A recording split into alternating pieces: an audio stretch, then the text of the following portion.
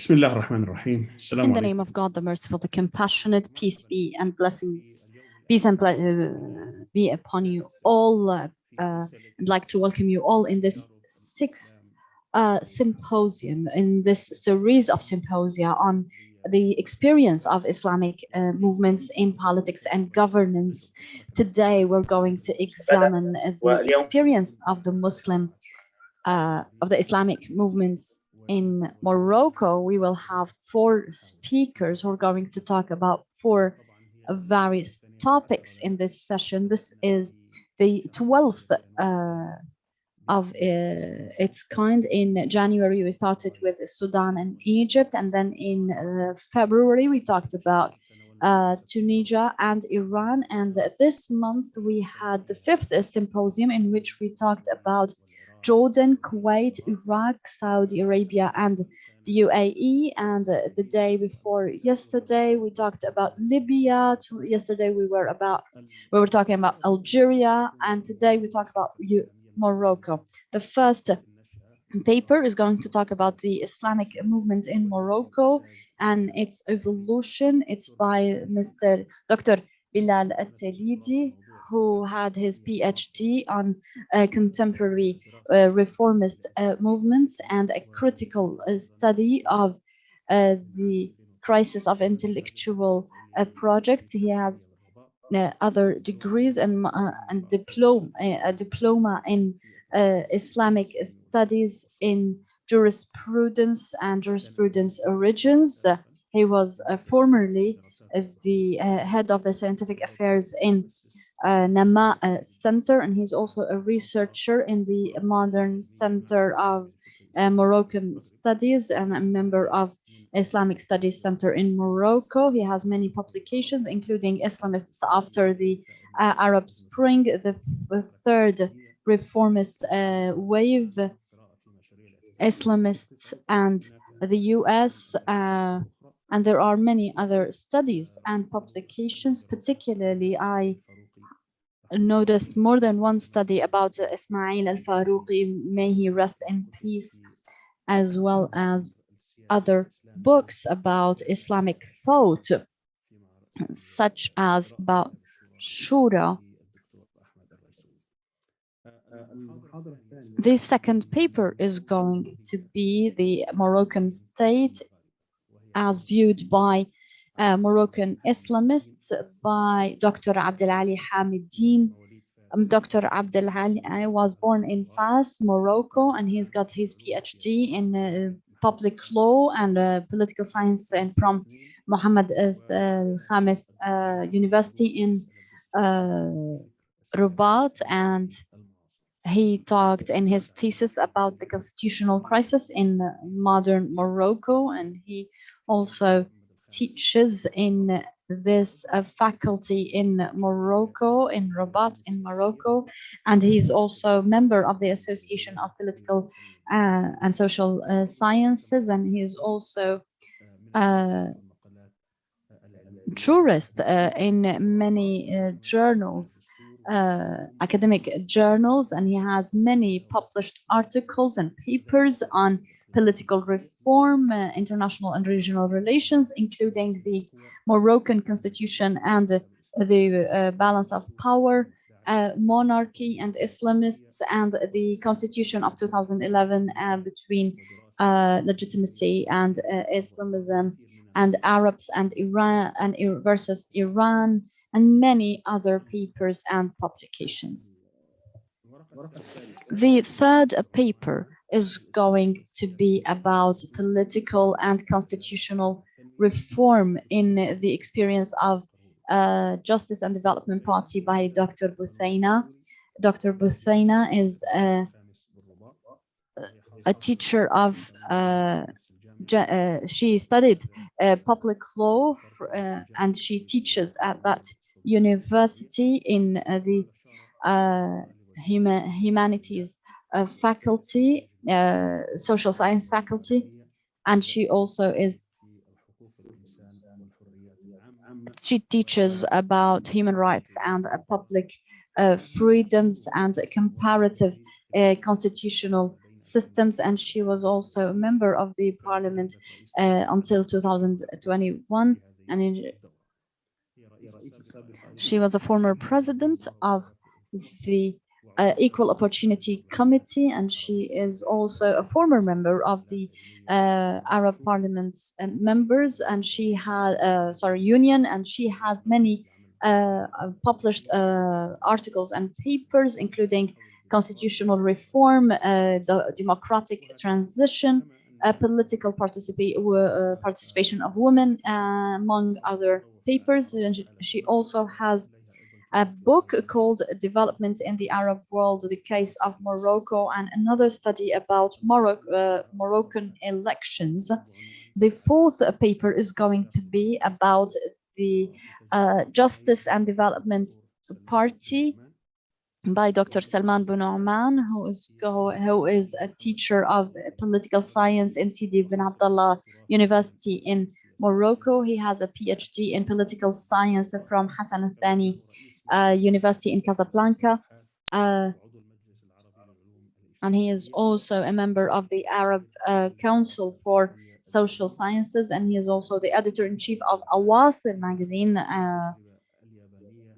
journal, and he also has many publications, including The Philosophy of Arab Revolutions, an approach to interpret the new uprisings and the questions of the state of the Arab Spring towards the restoration of the nation in the Arab world, sectarianism and the dismantling of the nation, and many, many other papers and studies. After these presentations, we are going to have three commentators, but because one of them would have to leave early, we might start with him. Dr.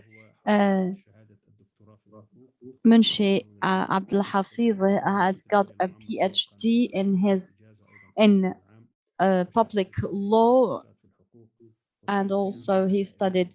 He was the dean of the law faculty, and he is active in human rights issues and as well as academic affairs. So he worked in higher education. As he taught in more than one university, and he is also an expert in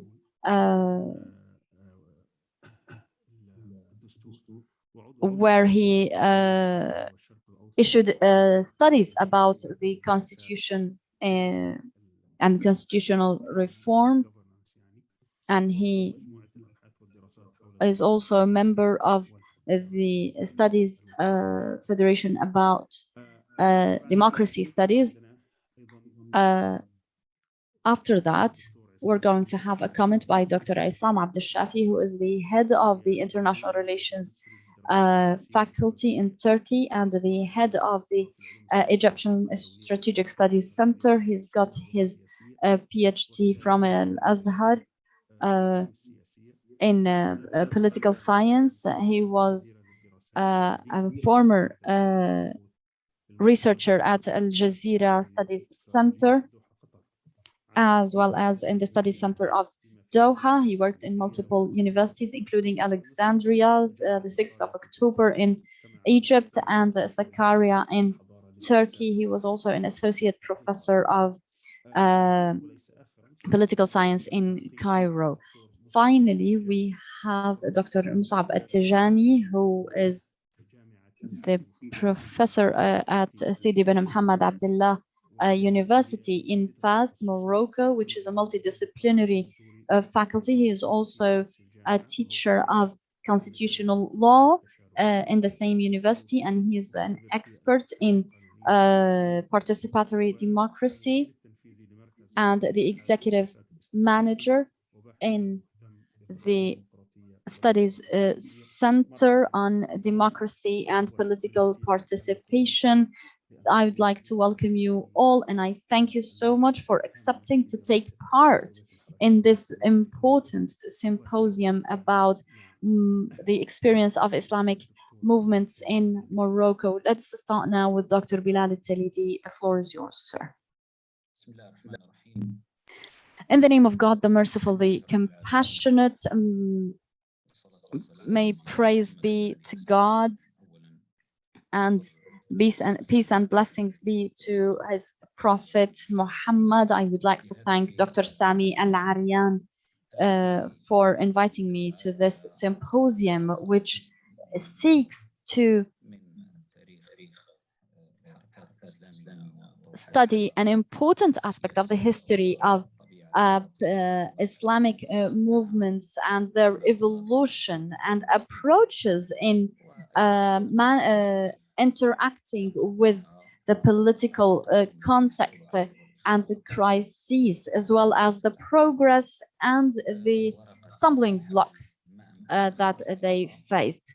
I will try to be brief in my presentation, which talks about the political evolution, or the evolution of a political view of the Development and Justice Party. I have to point out that this presentation is going to talk about 6 main points in relation to the precursors of the political theory, and then the 6 milestones of this theory, the strategies and counter strategies, and the political approach of this party under the government, and then the way they face the crisis.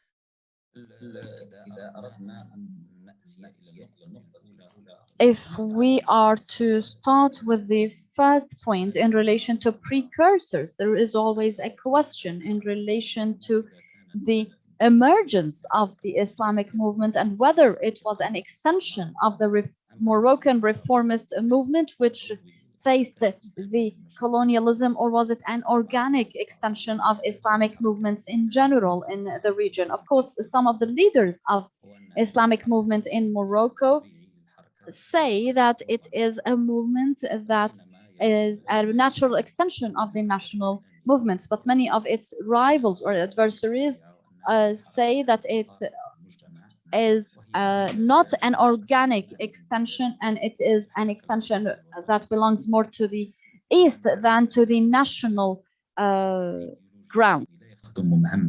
Away from this ideological dispute, which doesn't serve the scientific discussion, we need to look into the theoretical background of this movement and the sources of its earlier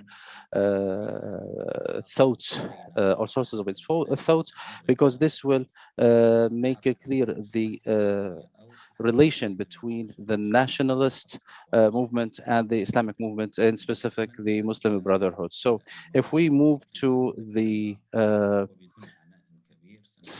ideological resources, without much trouble, we can see that there is a relation between the Moroccan Islamic movement in its early beginning in the youth movement and the Muslim Brotherhood. There is a certain copy of the Muslim Brotherhood, which means the Muslim Brotherhood affiliated with the, or the Qutbi current, affiliated with the thoughts of Sayyid Qutb. In the 1970s, the ideology of the nationalist Moroccan movement wasn't clear in its it wasn't clear in its ideology, or the background of its ideology, and the reference to the books of Ala al-Fasi and others in the of the nationalist movement was later.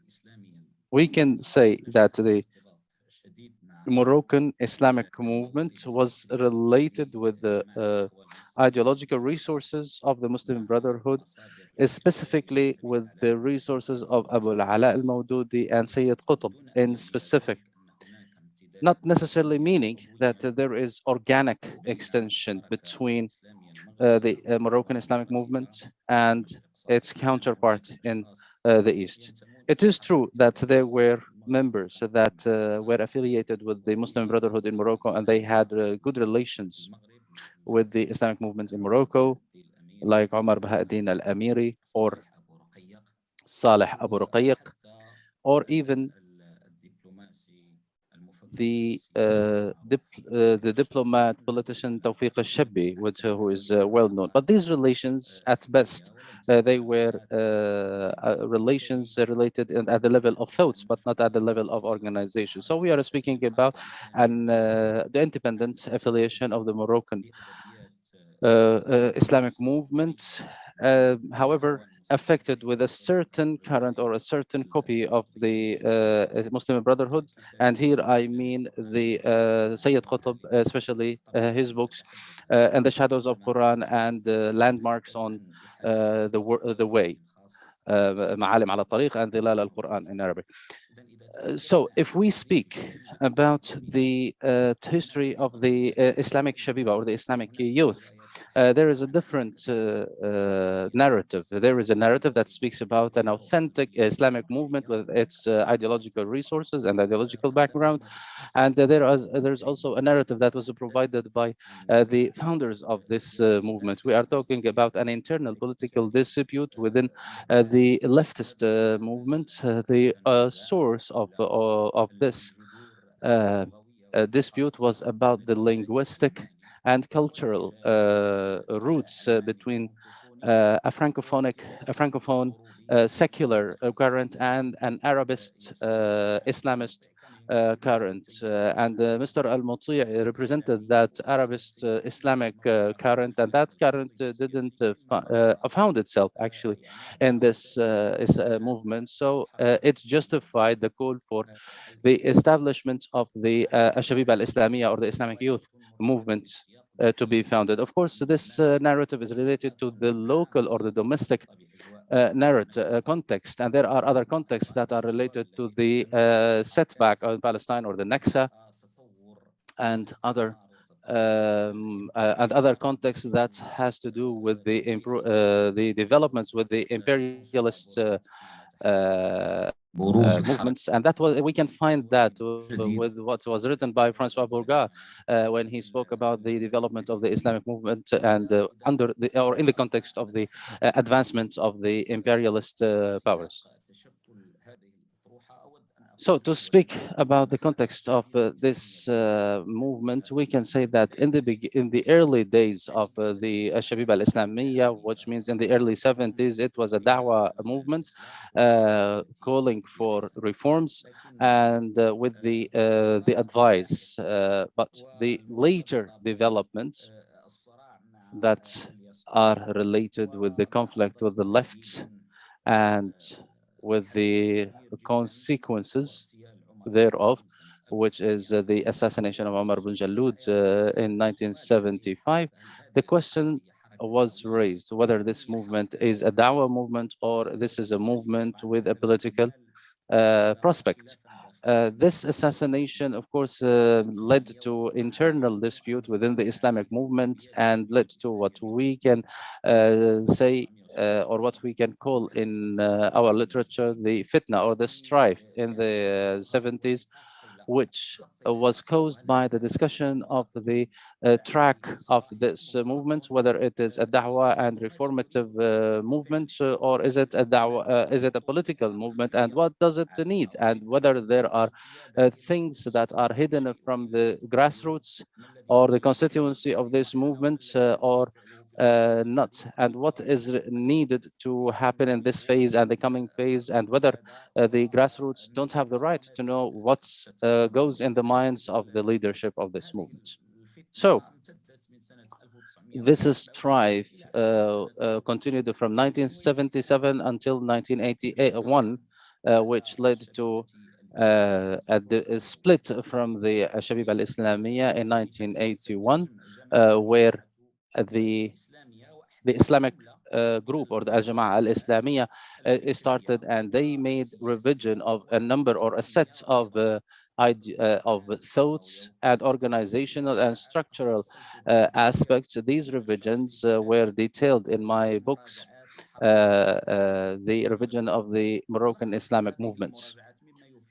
In brief, these revisions and what is related to this discussion the revisions focused on the raison d'être, or the purpose of the establishment of these movements, whether they want to topple the regime or they want to work from within the political system, and that they recognize that the current system is a constitutional monarchy that is recognized by the movement, and they admit to work from within, and that they recognize that reform can only happen from within the system.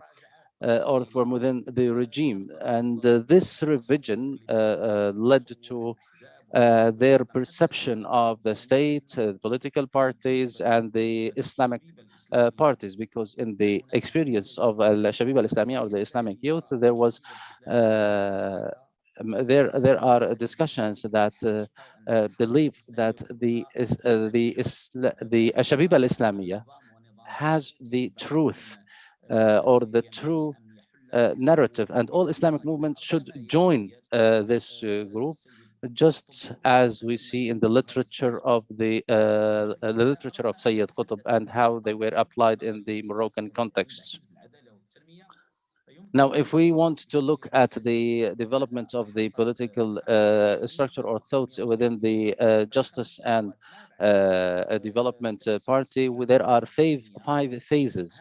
In the beginning of the establishment of the group, this phase, the most important features are the following. This phase knew a continuation of the revisions at the four levels, which means at the level of thoughts, organization, and the education of its cadres. And it's also seen openness to new literature, like Malik bin Nabi and the interpreters of this school, including Jawdat Saeed as the most important figure of the interpreters. And there were also the work of Abdullah Nafisi that was conducting courses in political jurisprudence, and he wrote articles in Al-Mujtama, or the Society, a journal that was very influential amongst the cadres. There are also other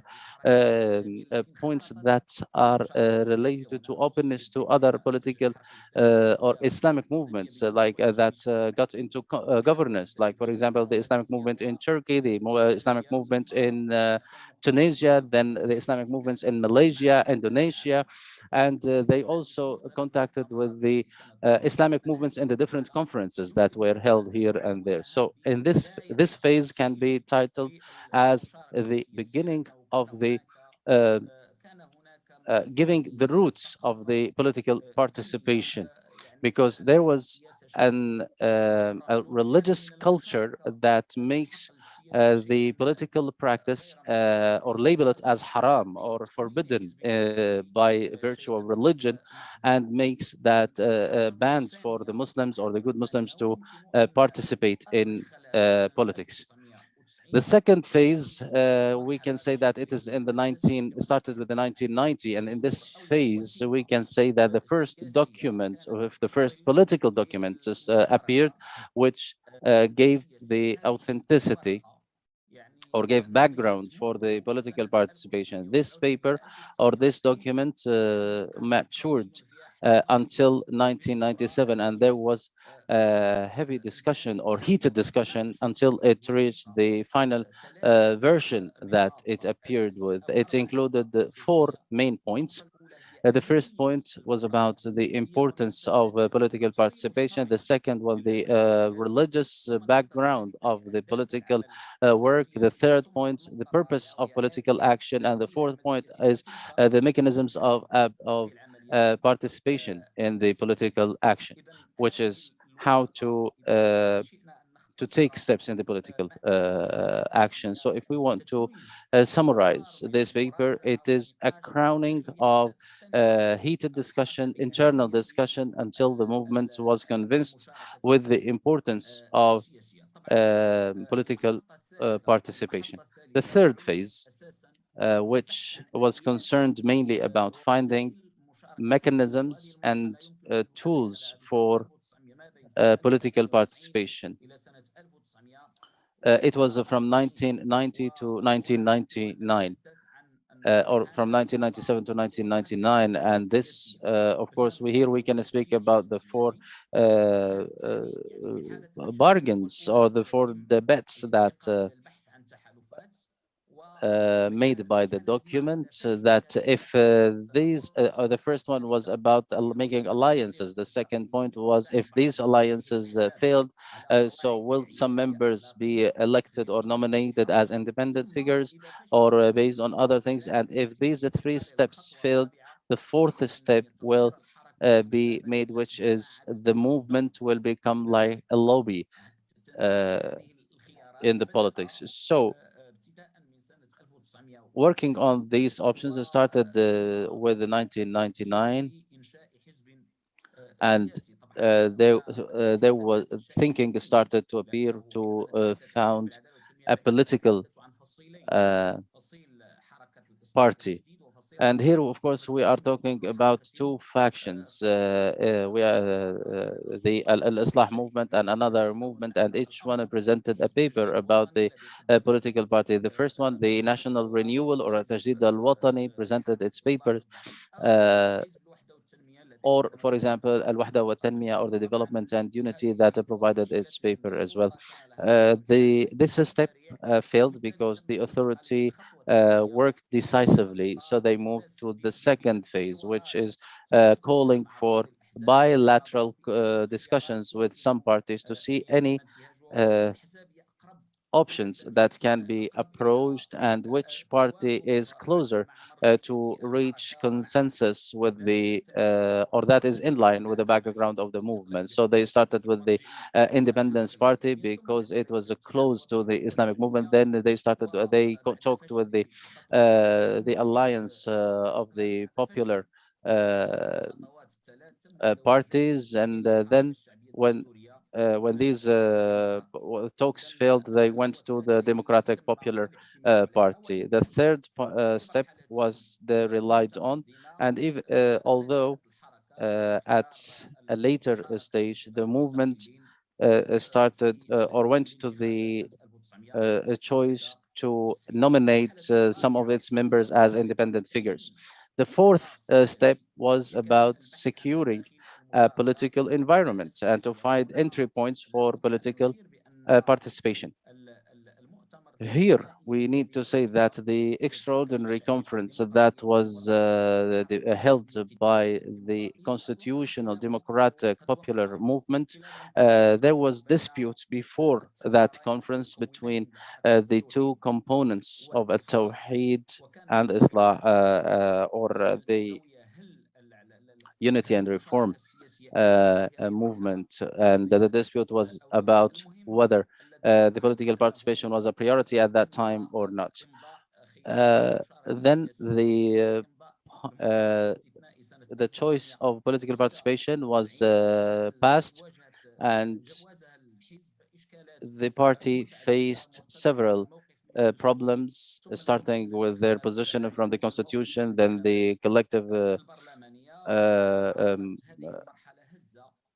elections, and then the parliamentary elections. So this movement was shaken off at the time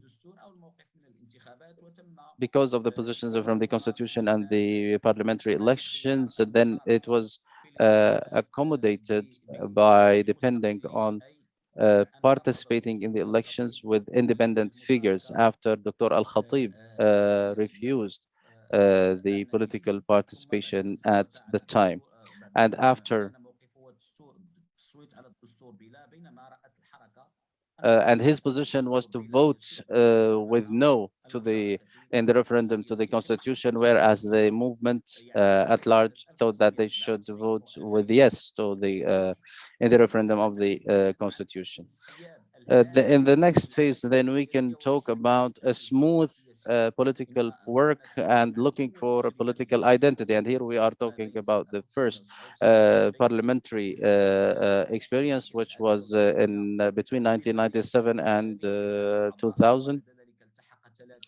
There were 9 members, and then 3 members also joined, and the team was in the seats of the parliament. And then they start to look for the identity, which is whether this party is looking only for the values and the principles, or is this party concerned with the policies and public policies and how they can make uh, the proposals in order to participate in governance. There was also the question of the relation, whether the is it the fate of the party to remain in opposition and to strengthen its position in opposition, or should it improve its performance, thoughts, and experience in politics in order to govern.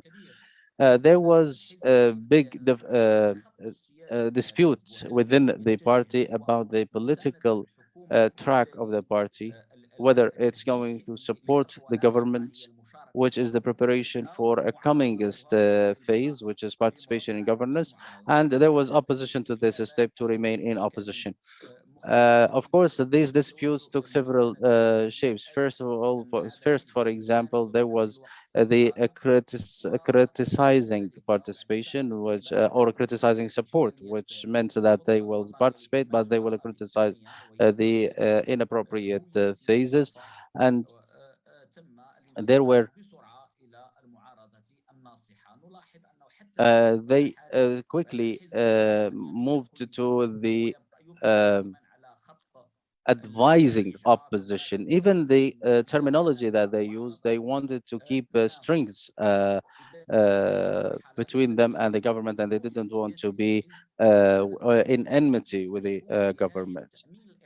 This relation was concerned with the having the it was concerned with having a future, political future, and to provide something in their work. So if we want to entitle this phase, we can say that this phase was under the obsession of reaching political normalization, which means that this movement wanted to become a normal political party in the political landscape. Then the fifth phase, it was a very difficult phase, full of challenges, because this phase came after 2003, which means after the explosions of Casablanca or Dar al Bayda.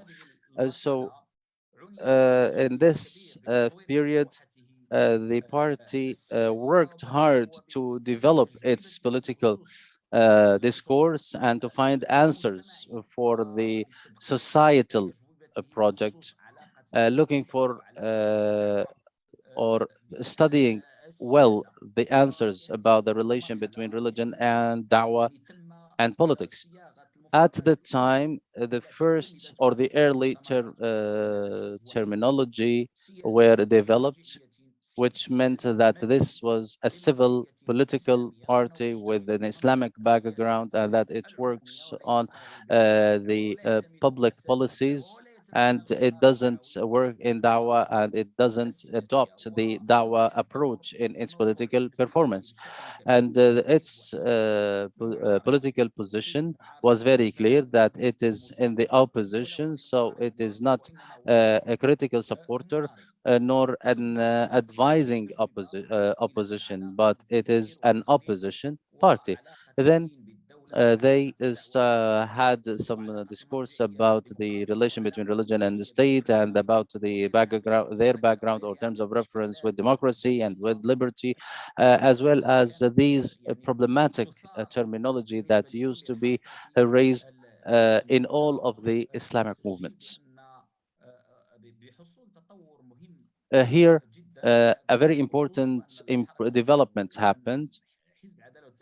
Uh, the Justice and Development Party invested in or utilized a lot of the modern studies, Islamic studies, especially the relation between religion and the policy. And I believe Dr. Salman is going to speak about that in some detail.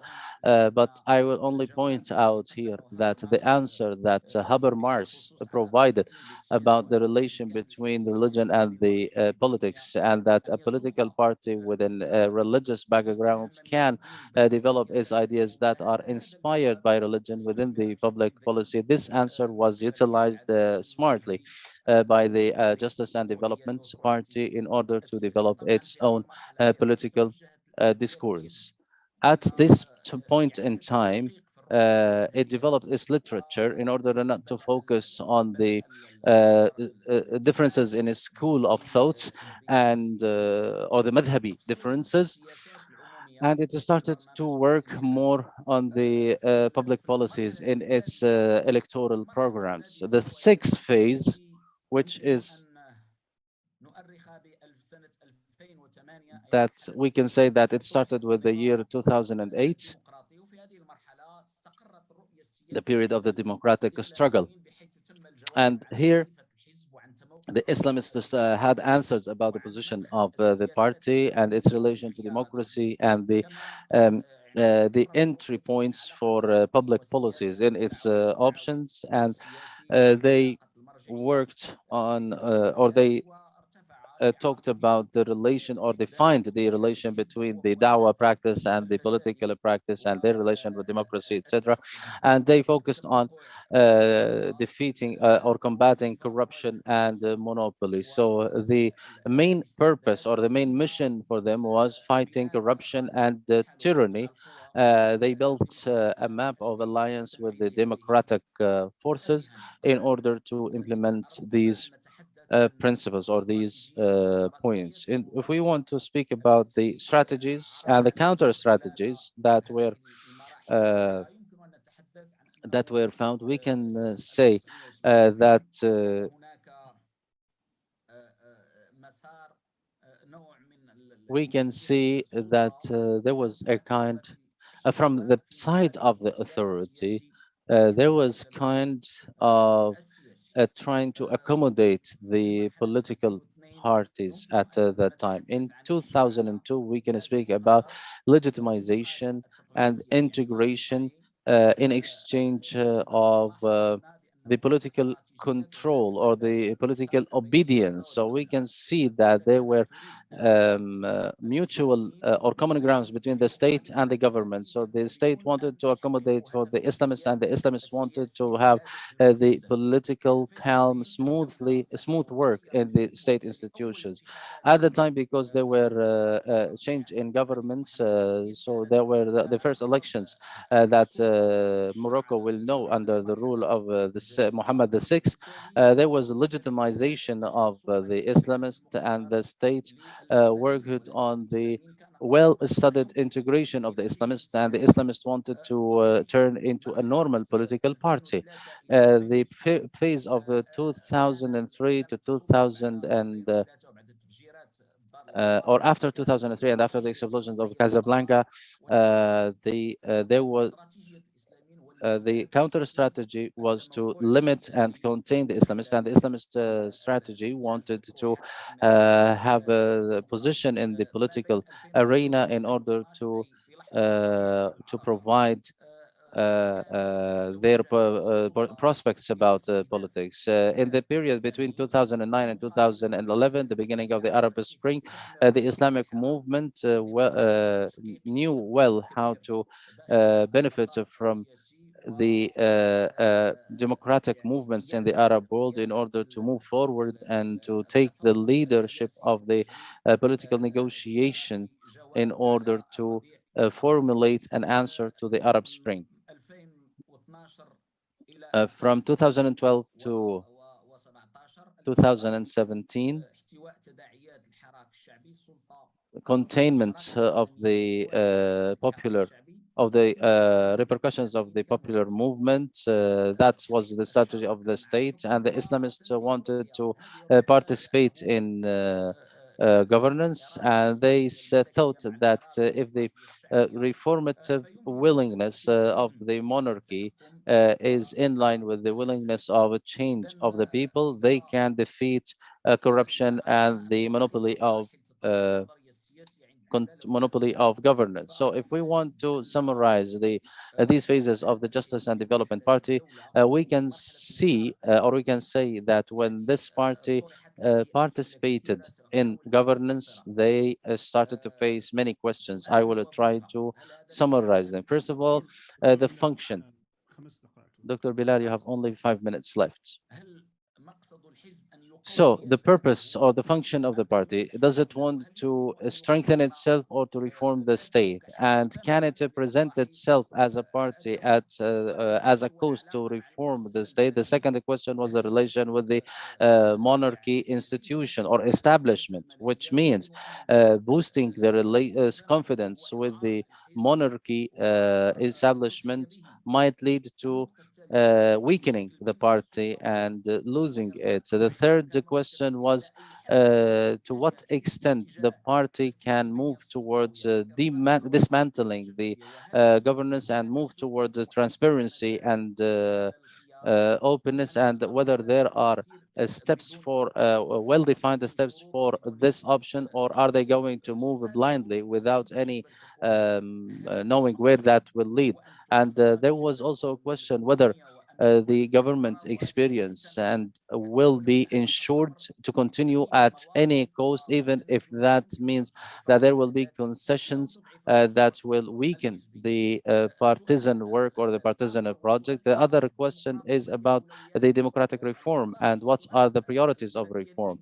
This next question is about the popular support. How can we ensure comprehensive popular support for them? The next question is about the alliances. What parties that can get in alliances, in addition to the question of the background values and the terms of reference. Finally, I can say that after removing Abdel Ilah bin Qiran, there was a huge problem, and I don't want to get into the details of this crisis. But what is important is how is it related to the narrative of the party in general. If we look at the journey of the Justice and Development Party, we can see that it was faced with a contradicting formula. At the time that it succeeded, or the electoral or they have advancement in the elections, and they won some elections in 2011, 2015, and 2016. At the time, there was an contradicting result, which was they failed in building a trust with the government, and but the party managed to have a new proposal or a new document, which is instead of the democratic transformation, it was the participation, which means that the perception of the party is that the problem is not with the monarchy, but the problem is with the monopoly of governance, and the governance is outside the establishments of the monarchy establishment. So, and this can be achieved with the joining the willingness of the king and the willingness of the people. So this formula now is at stake, especially after the recent elections, which was a setback for the Justice and Development Party. The other irony was whether the priority was to maintain their position in government or to maintain the advancement in democracy. And the other question was whether the priority was to move forward without any ceiling, or was the priority to build the trust with the monarchy establishment. Finally, the party is living a crisis, and there are different interpretations for that. Some people say that the problem or the crisis now is the crisis of the elites, and that the current leadership are they don't there is a dispute between what is happening now and the historical leadership, and there is a problem that this party until now didn't build a new a new formula or a new narrative that can solve the problems that was faced in the past formulas or the narratives. And in addition to that, there is a question whether there is a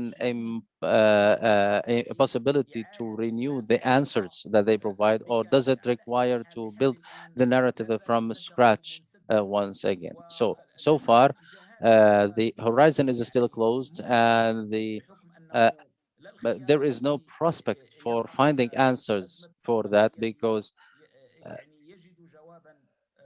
those in the leadership, they can't find answers to that. And the other option also, or either approach cannot find answers to that. So the traditional answer for or within the party is that they will strengthen their relation with the monarchy establishment, building on the joining the willingness of the king and willingness of the people, and fight corruption uh, without falling into the traps of the lessons of the or the problems of the past, and only to learn lessons from that. I believe this is enough for me, and maybe we will have another opportunity to get into more details if we have questions about this point. Thank you very much. Thank you, Mr. Bilal. He spoke about the history of the narratives of the history of the development of the narrative of the Justice and Development parties, and he spoke about the phases that the party went on.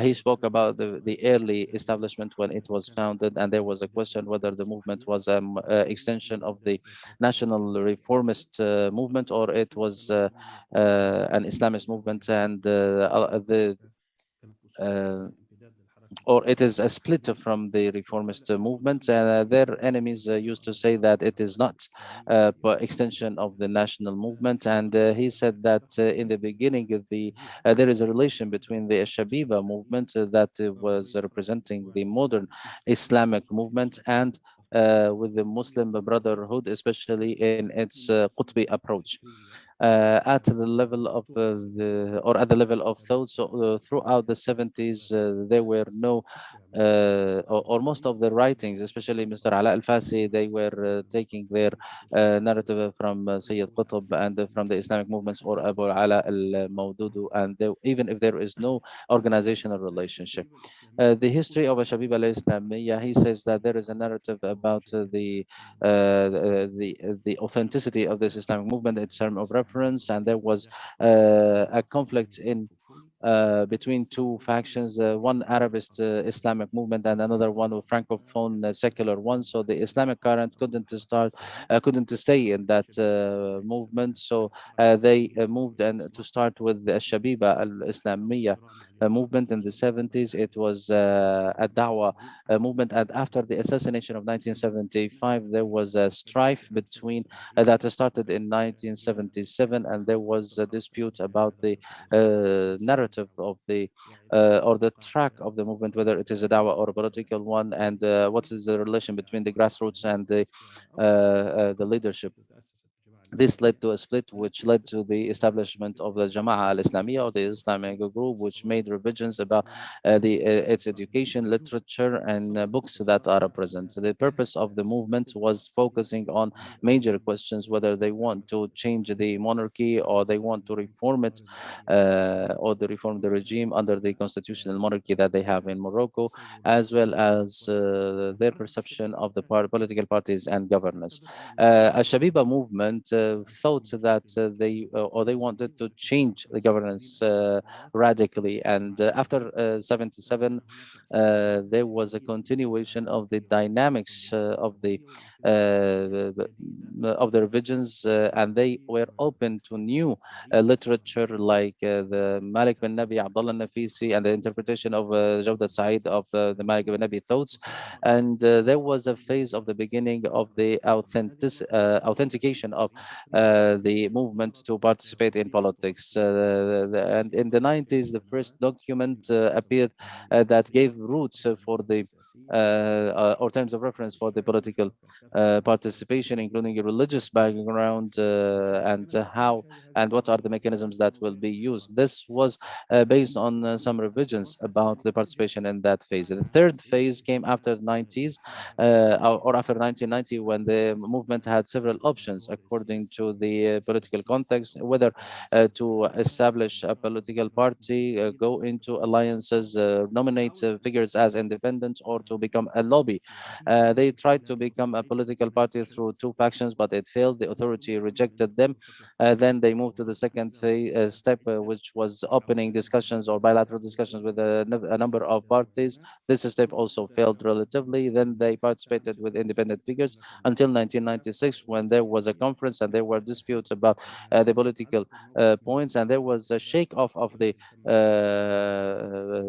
movement, but it was contained, and they participated through independent figures. Then the way they got into the fourth step were in the 1996 or 1997, which was the calm discussion to find the political identity, and there was discussion for that, whether the party depends or focuses on the identity only, or it will get into the policy and governance, and whether they want to have their position in the opposition or with the government.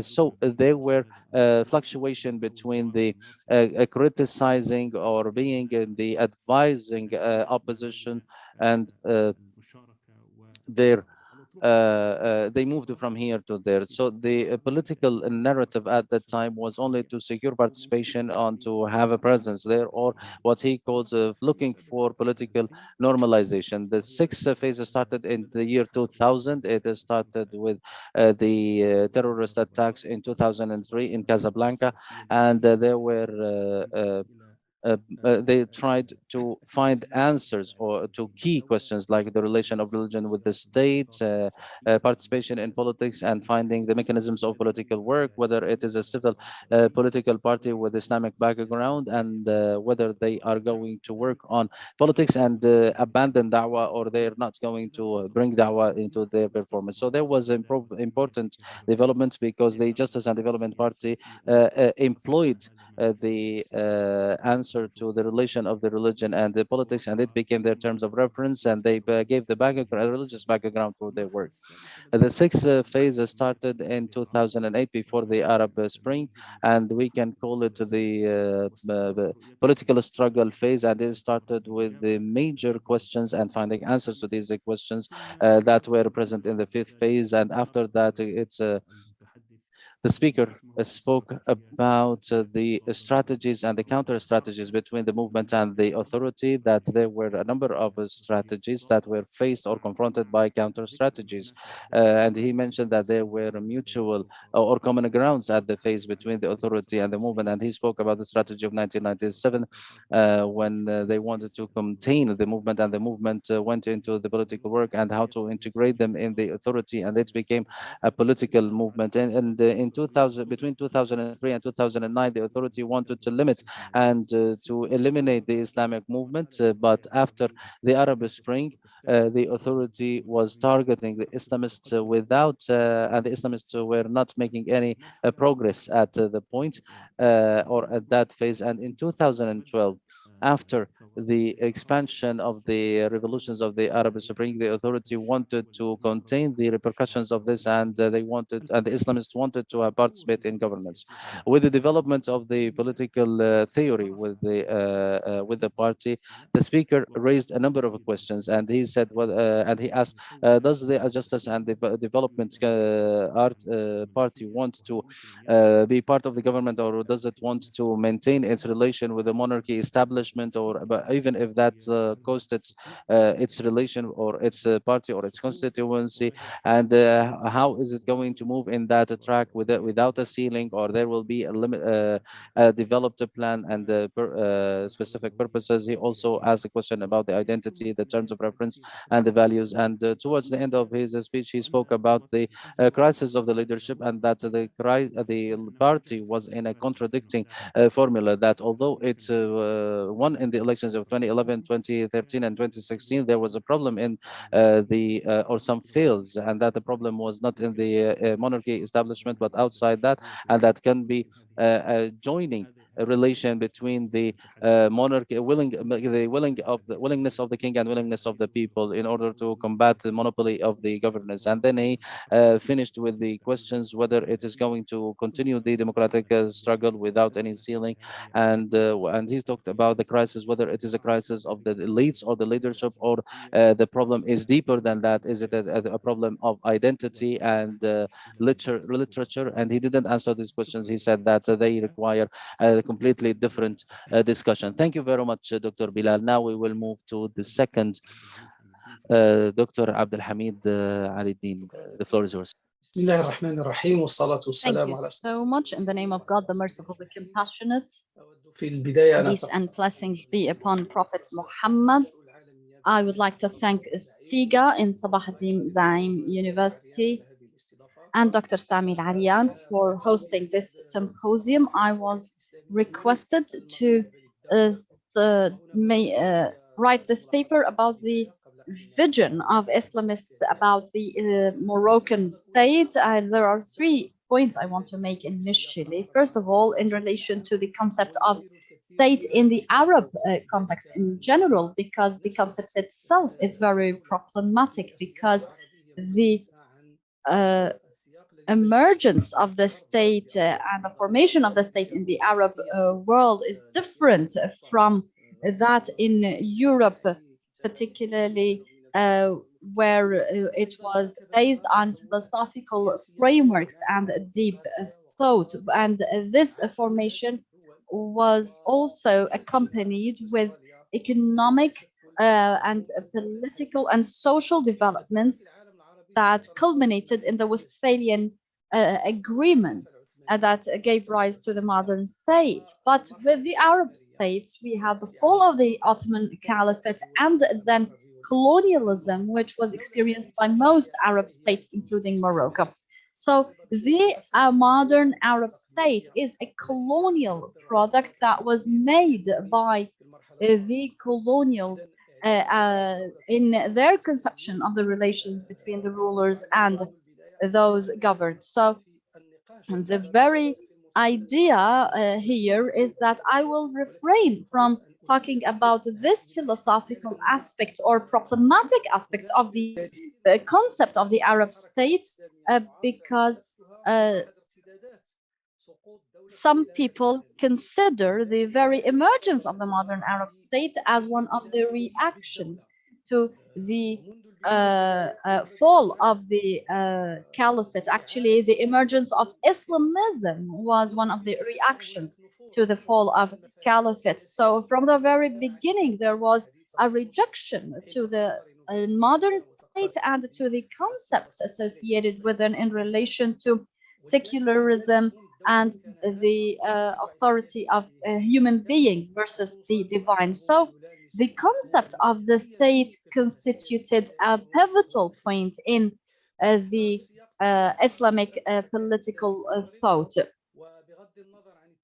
If we take a look at those Islamic movements in Morocco, away from the discrepancies among those movements, I will use a methodology based on the analysis of the written discourse of those movements about the state and their political concepts. And through this analysis of the discourse, I would consider 2 visions of the state. The first is what I call the idealist approach, which looks forward for the restoration of the Islamic Caliphate, and it is based on a theoretical premises that believes in the restoration of the caliphate and the Islamic terms of preference, and finds it not acceptable to interact with the modern state and refuses political integration into the modern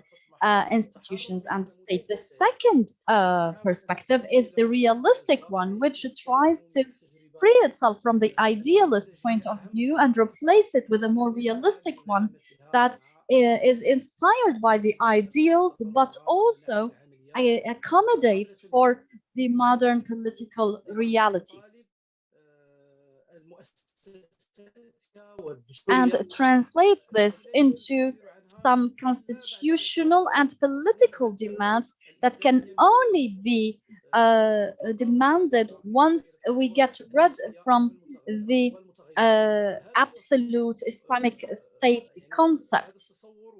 And this vision and this frame of thought allowed this kind of movement to engage in the politics in modern state, run for elections, and actually take the presidency of the cabinet for two successive uh, offices or terms.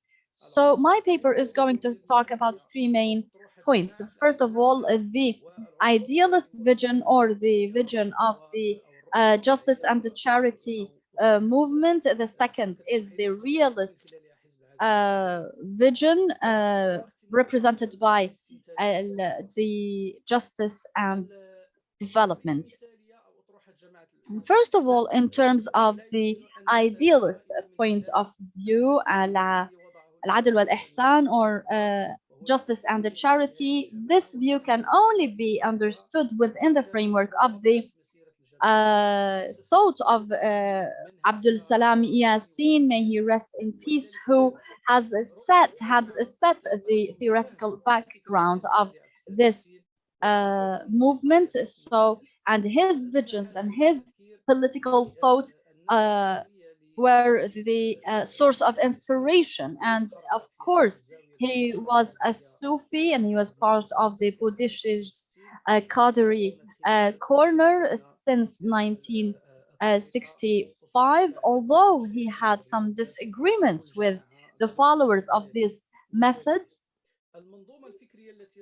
The thought framework from which Abdus Salam Yassin emerges is rather complicated and ambiguous, and in which the ideas overlap, including preaching, mobilizing, and convention, and argumentation, and using the divine text for persuasion. So there are really some difficulties in using that discourse to deduct the vision, but I will do my best to highlight the most important aspects of this vision. The first concept through which we can understand the approach of Abdus Salam Yassin is the concept of al-Khilafa, or the caliphate. The second is democracy. The third is the dichotomy of state and dawah. I will start with the concept of democracy. I will start with democracy, which is seen by Abdus Salam Yassin as something equivalent with modernism, rationalism, and progress, but it has no mention of death and the hereafter. And hence, this idea of the existence or lack of the divine or metaphysical side remained determinant in Abdus Salam Yassin's vision of democracy, and he would compare it with a shura, because shura, or consultation, was a contract of consultation between believers. It is a tree of good fruits because it is of good roots. And hence, this comparison assumes that there is an essential difference or contrast between the philosophical and historical sources of democracy and shura, or consultation, because consultation is a contract between believers who observe prayers, while democracy is that between rational people, rational good people. So the difference is essential. While we have a social contract on the one hand, we have a faith-based contract on the other. So he establishes this contrast between this association or correlation between the religion and believers versus that of citizenship. regardless of religion or any other nuance. It seems that Abdeslam Yassin's vision of democracy and its emergence have made him refer to the democratic state as a necessarily laiki state that is irreligious, unlike the shura-based rule, which can only be established within a moral atmosphere in which all believers, men and women, are mobilized to take part in public life, to use, considering this political practice as part of their religion and observing of their worship. Of course, the paper details and some of the contemplations of Abdussalam Yassin's in about democracy. But to conclude on this point is that Abdussalam Yassin establishes a contrast between laiki democracy, secular democracy, and religious consultation or shura, and he sees no conversions between the two except in within a limit where those Islamists and democratics would meet in on a common ground of the idea of refusing injustice and struggling for the rights of the weak. So hence, we may say that he believes in a sort of an objective alliance between Islamists and democracies and democratics. So the common ground would be with democratics would be with everything that is wise and practical. But I believe this is a pragmatic political stance that remains lacking in terms of its depth, philosophical or theoretical background in understanding إيجاد مساحات مشتركة مع الآخر ربما تصل إلى درجة إثبات دور للمسلمين في تطوير فكرة الديمقراطية نفسها لتصبح الفكرة الديمقراطية رصيدا مشتركا للإنسانية جمعاء بما فيها المسلمون.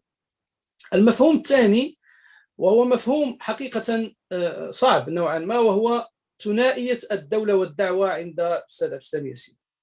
نظرة الأستاذ عبدالسلام ياسين لعلاقة الدين بالدولة هي تختلف عن العديد من القراءات الموجودة في التصور الإسلامي. This reading is different from much that is available in Islamic literature. It doesn't look for a theory, but called for a reform in the relation between the state and religion and conversions between. And this dichotomy he establishes in his book, he talks about a dichotomy of the state and da'wah, which he says constitutes the alliance between Islamic scholars and the state as observers and monitors over the sultan, so that the rulers and governors would work on running the state and managing the state under public control, represented by da'wah, to hold them to account. It is a political system based on this dichotomy between the religious institution run by scholars that monitors the statesmen and sultans in order for their management of the state to be within justice limits. The state in this vision has to acknowledge the power and authority of the ulama or the scholars. And this is the same idea that recurs in Al-Minhaj al-Nabawi book, which says that after the awakening and the enablement and empowerment of Islam, the Islamists have to be in two groups. First of all, dawah that is represented by scholars and has the oversight over the state, in addition to a state that is manifested in institutions, administrations to run the economic and administrative aspects of the state, and it falls under the power of the scholars.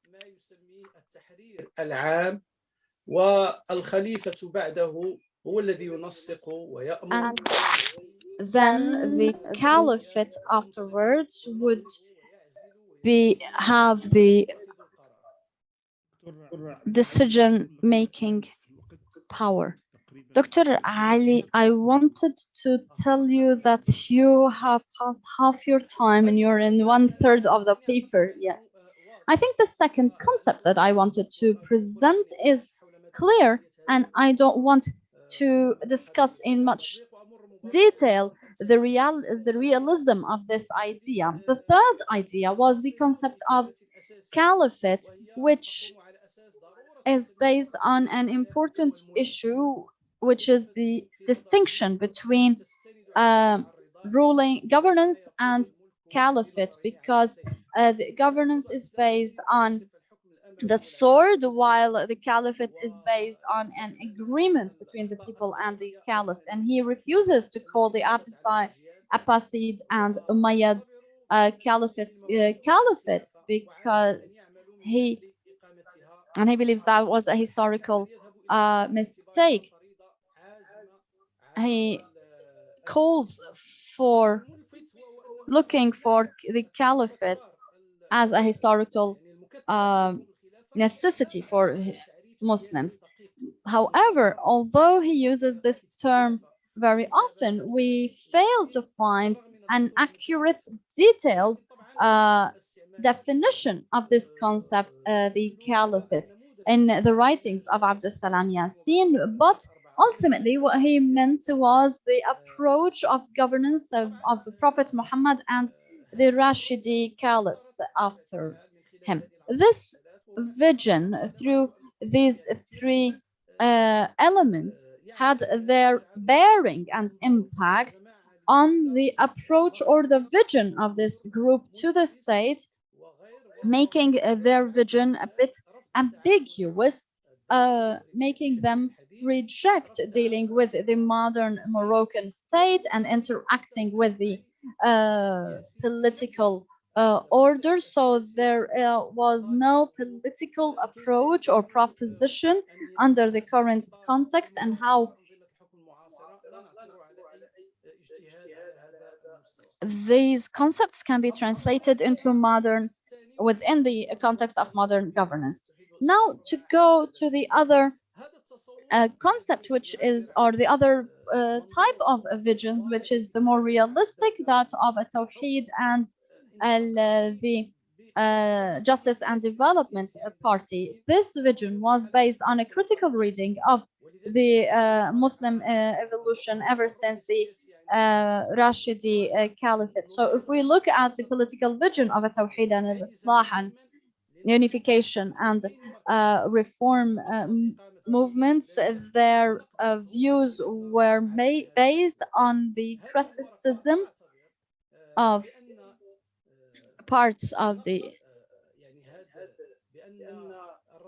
This vision considers that Prophet Muhammad was an example in governance, and he started a model in governance, and that his companions followed his example in the Rashidi Khilafat, and that's why they always call for restoring that sort of concept. At the same time, it calls for taking into consideration the social and historical transformations that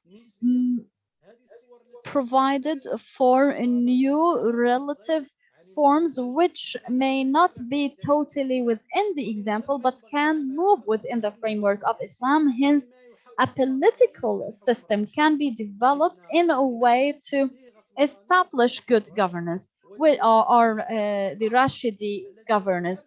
So this use of the end result or the purpose of the Rashidi Caliphate as the standard apart from the form, the external form, questioning the characteristics and the specifications and parameters of the Rashidi Caliphates. In that way, this concept can be adapted to the modern society and modern molds of the state. And it was this vision that helped fill an important gap in Islamic thought, which hindered for a long time the evolution of a modern understanding of the state in through understanding the purpose of Sharia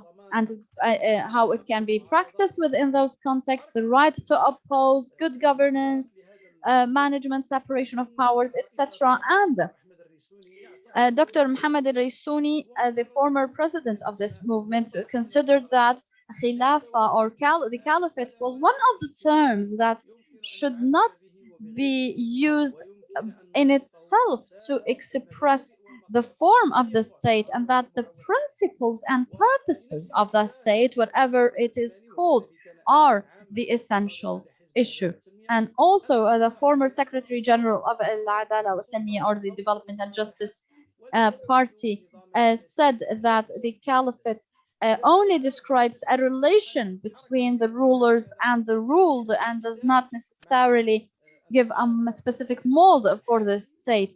So this was their way in theorizing on how to interact with modern political systems to deal with them quite flexibly without the standard of the Rashidi Caliphate, which lasted only for 30 years. And we noticed that those Islamists are open to the modern state in the literature of the party and the movement. We can see that openness. Some actually consider the historical experience, which was called the Rashidi Caliphate, was rational because of the rationality of the caliphs at the time, not because of the mold of the state that was used. And they also consider that this demand of establishing an Islamic state is the source of disagreements and conflicts that in which the Islamists have fallen to, and which does not serve the ultimate purpose of establishing justice and good governance. The other point in terms of the vision of the Justice and Development Party and Tawhid al-Islah, unification and reform, after criticizing the idea of a caliphate, this paved the way for a moderate approach to the existing regime. So this moderate approach, I believe, has made this movement maintain its peculiarity as an Islamic movement that is deeply Moroccan, with no extensions or associations across the border, and its leaders and theorists have developed a moderate Islamic thought based on Ibn Ashur, Raisuni, and others.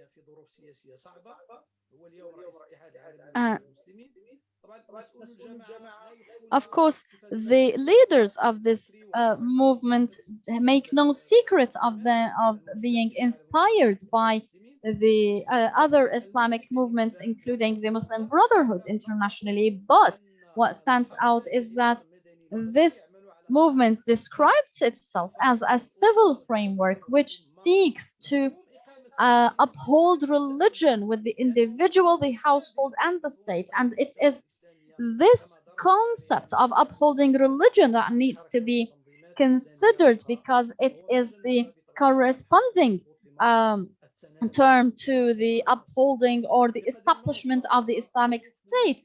And it allowed those movements to work on a democratic, political, and cultural vision to compete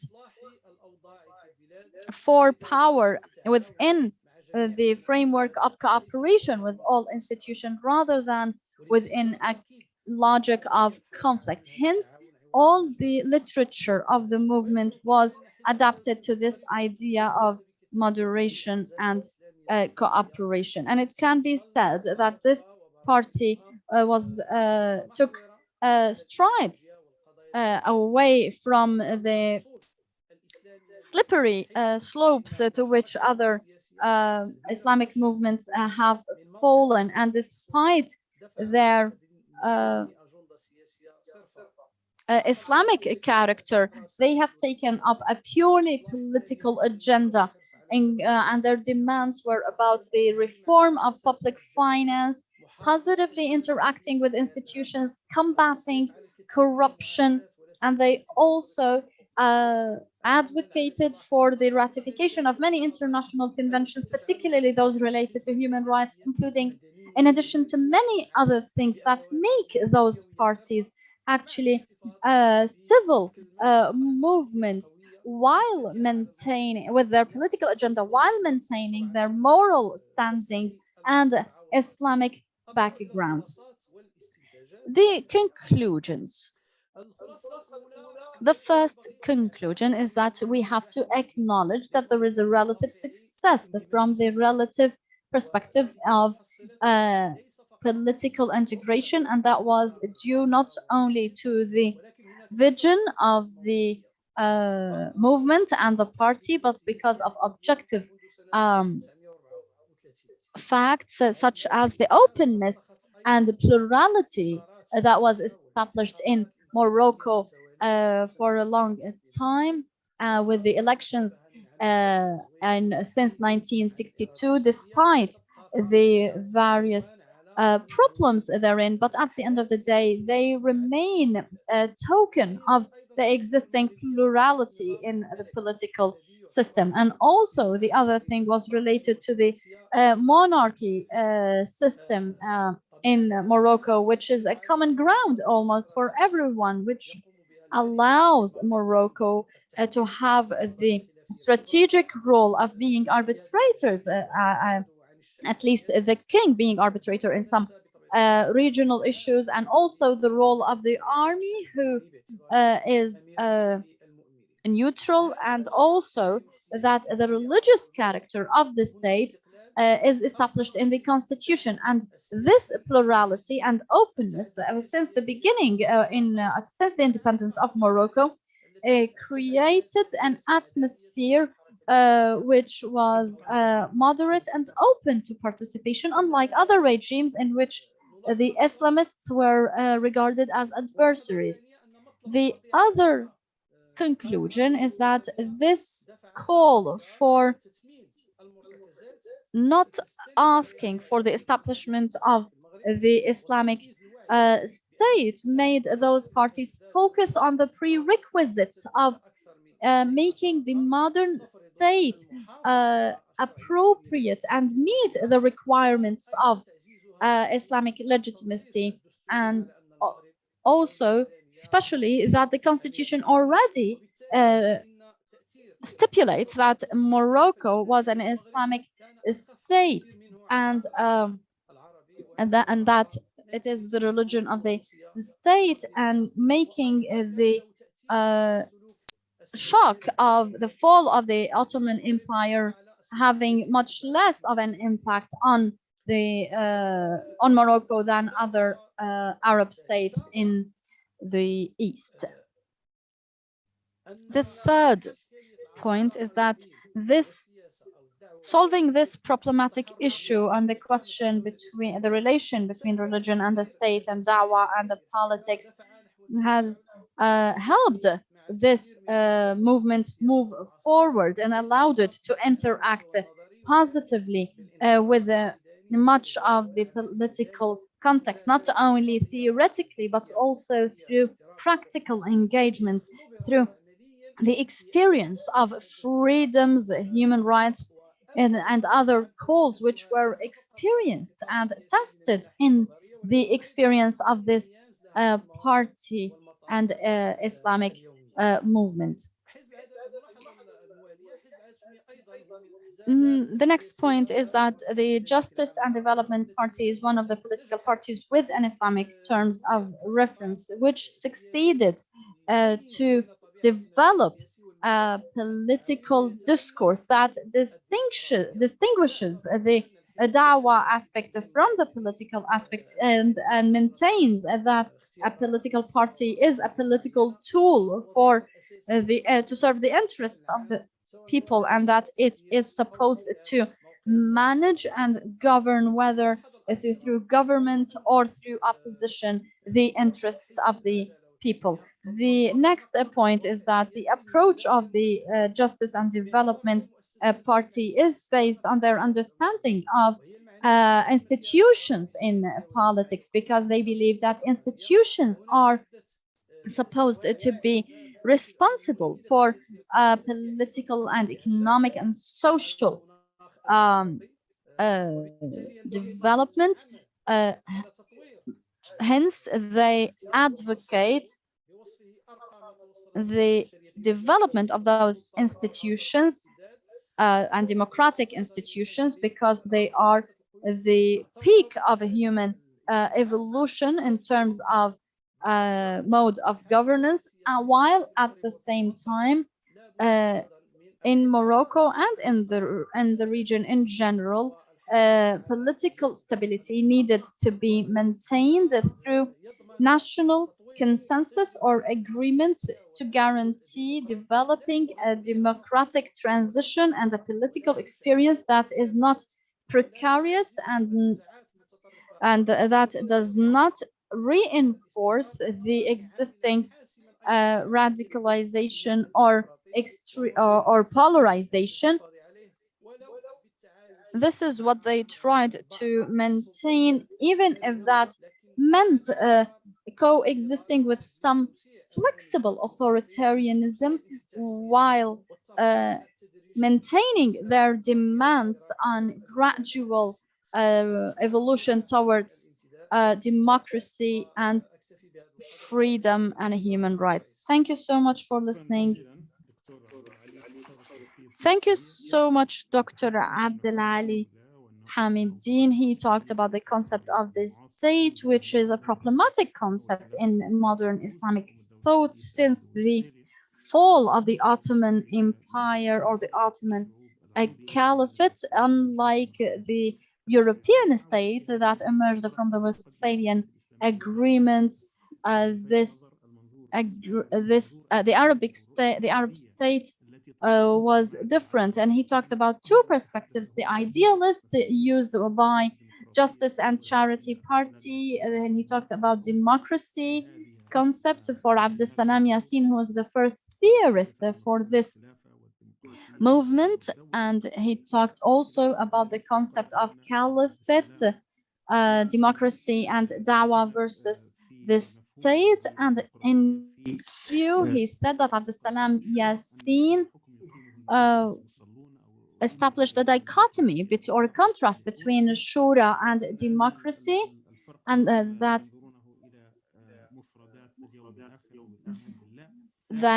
there is no divine reference in democracy, no reference to the hereafter, and that laicism constitutes an important part of democracy. Unlike Shura, which is based on a religious atmosphere, he also mentioned that democracy had no religion or doctrine, and that its religion was secularism. Hence, the Abdeslam Yassin did not separate modern European experiences, which gave rise to secularism, from the democratic political order. But this stance was not absolute, because he found a space for or common ground in which Islamists and Shura believing people and democratics could work together in terms of fighting injustice and struggling for the rights of the people. In other words, his stance was rather pragmatic and lacked philosophical depth, and did not attempt to accommodate intellectually for the concept of democracy within Islamic literature. The second point he talked about was the dichotomy between the state and da'wah. Abdussalam Yassin called for a political order based on both, in which there is the Islamic scholars institution that monitors the political institution, which comprises the statesmen, so that we have a balance, so that the political institution has to give the sovereignty to the scholars, because they express and reflect the nation. He talked about the concept of the caliphate for Abdussalam Yassin, and he said that he did not see that the Abbasid and Umayyad caliphates as a part of the real caliphate, and the concept of caliphate was restricted for him in the rule of Prophet Muhammad and the Rashidi caliphs. And he said that there is a distinction between the caliphate and the governance, because caliphate is based on a charter and an agreement between the people and the rulers, and they ruled while the caliphate, while governance is based on force. On the other hand, he said that he talked about the realistic point of view, which is the view of the unification and reform, as well as the Justice and Development Party. He said that this was a reformist point of view based on the criticism of the political experience of Muslims since the Rashidi Caliphate, and it liberated itself from the idealist approach, which calls for the restoration of the Rashidi Caliphate. And he said that in this criticism or this examination, two questions needed to be answered. First of all, criticizing or rephrasing the concept of caliphate, and also reconsidering the concept of Islamic State. He said that caliphate, for the followers of this point of view, does not mean a caliphate in terms of a mode of governance or a political order, but it was a description of a historical model that emerged at a certain point in time and needed to be understood within that context, and they based their analysis on an understanding of the end results or on the purposes of the Rashidi Caliphate. And this kind of analysis would help develop Islamic thought and enable the evolution of a modern Islamic concept of the state without absolutist terms of the caliphate, by establishing the same values of justice and good governance. And then he talked about Saadatin Uthmani and their points in this issue, and that this criticism and that this new understanding of the caliphate allowed those Islamic movements to engage in politics and to move and engage with the state as a modern manifestation of the modern history. The Raisuni and Al-Uthmani and other movement leaders consider the call for an Islamic state or for a caliphate the main pitfall in which Islamists fell and were in conflict with others. He then talked about having a moderate approach towards the existing political environment. So this school of thought maintained its own characteristics as a purely Moroccan Islamic movement with little association with Islamists outside Morocco, and so they developed their own moderate thought based on the purposes of Sharia, although they made it no secret that they were inspired by Muslim Brotherhood or other Islamic movements elsewhere. And they made two points: the concept of religion vis-a-vis the concept of the state. And he said that we need to recognize that the relative success of the political work is coming from an objective point of view. And he said that the Moroccan point or experience is coming from this the king, which who wanted to have a kind of work or a kind of an approach between the government and the political parties to work and the successfully in the society.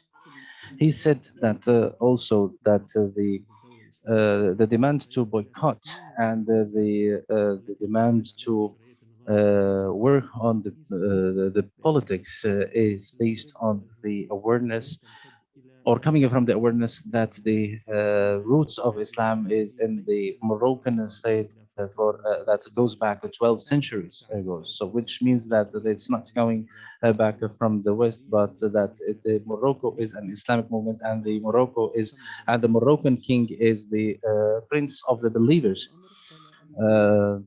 Or Amir al-Mu'minin. In the conclusion, he said that the problem or the question between the of the relation between the religion and the state is the demand of the Islamic State, and it liberated them to work in politics and to interact positively with some of the political concepts, the modern concepts, and to participate in these points, and the dealing with the democracy, human rights, and all of these points that are related to the Islamic discourse or the Islamic performance. All of them can find their roots in the Islamic movement. That's why the Justice and Development Party was the political party, although it is with an Islamic background, succeeded in order to differentiate between the dawah and the political activity, and to adopt the concept of democracy without any reservations in its political discourse. And he said towards the end that we need to find that there are points that depend or focus on the criticizing the reality, because the points that are related to because these political parties are focused on criticizing the reality and finding solutions for them, and that we need.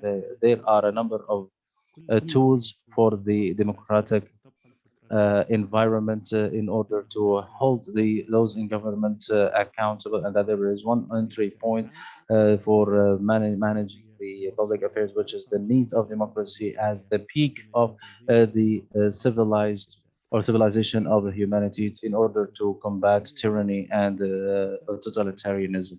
Thank you very much, and we will move to the third paper. Dr. Abu Thaina Karouri, the floor is yours. Thank you, Dr. Sami Al Arian, and I would like to thank the SIGA for this invitation and for giving me the opportunity to discuss the Islamic movements in the Arab world, Islamic world, and in the Arab Maghreb.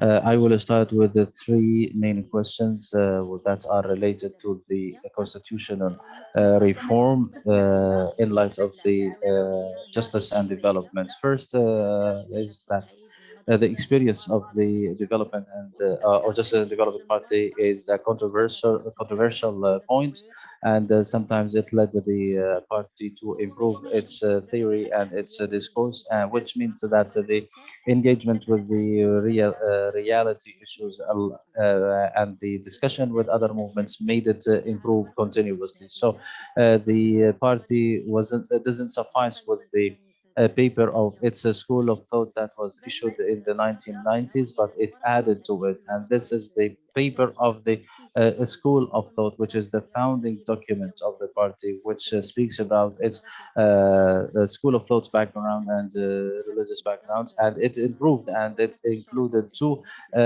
points, which are the democratic struggle and the building the state.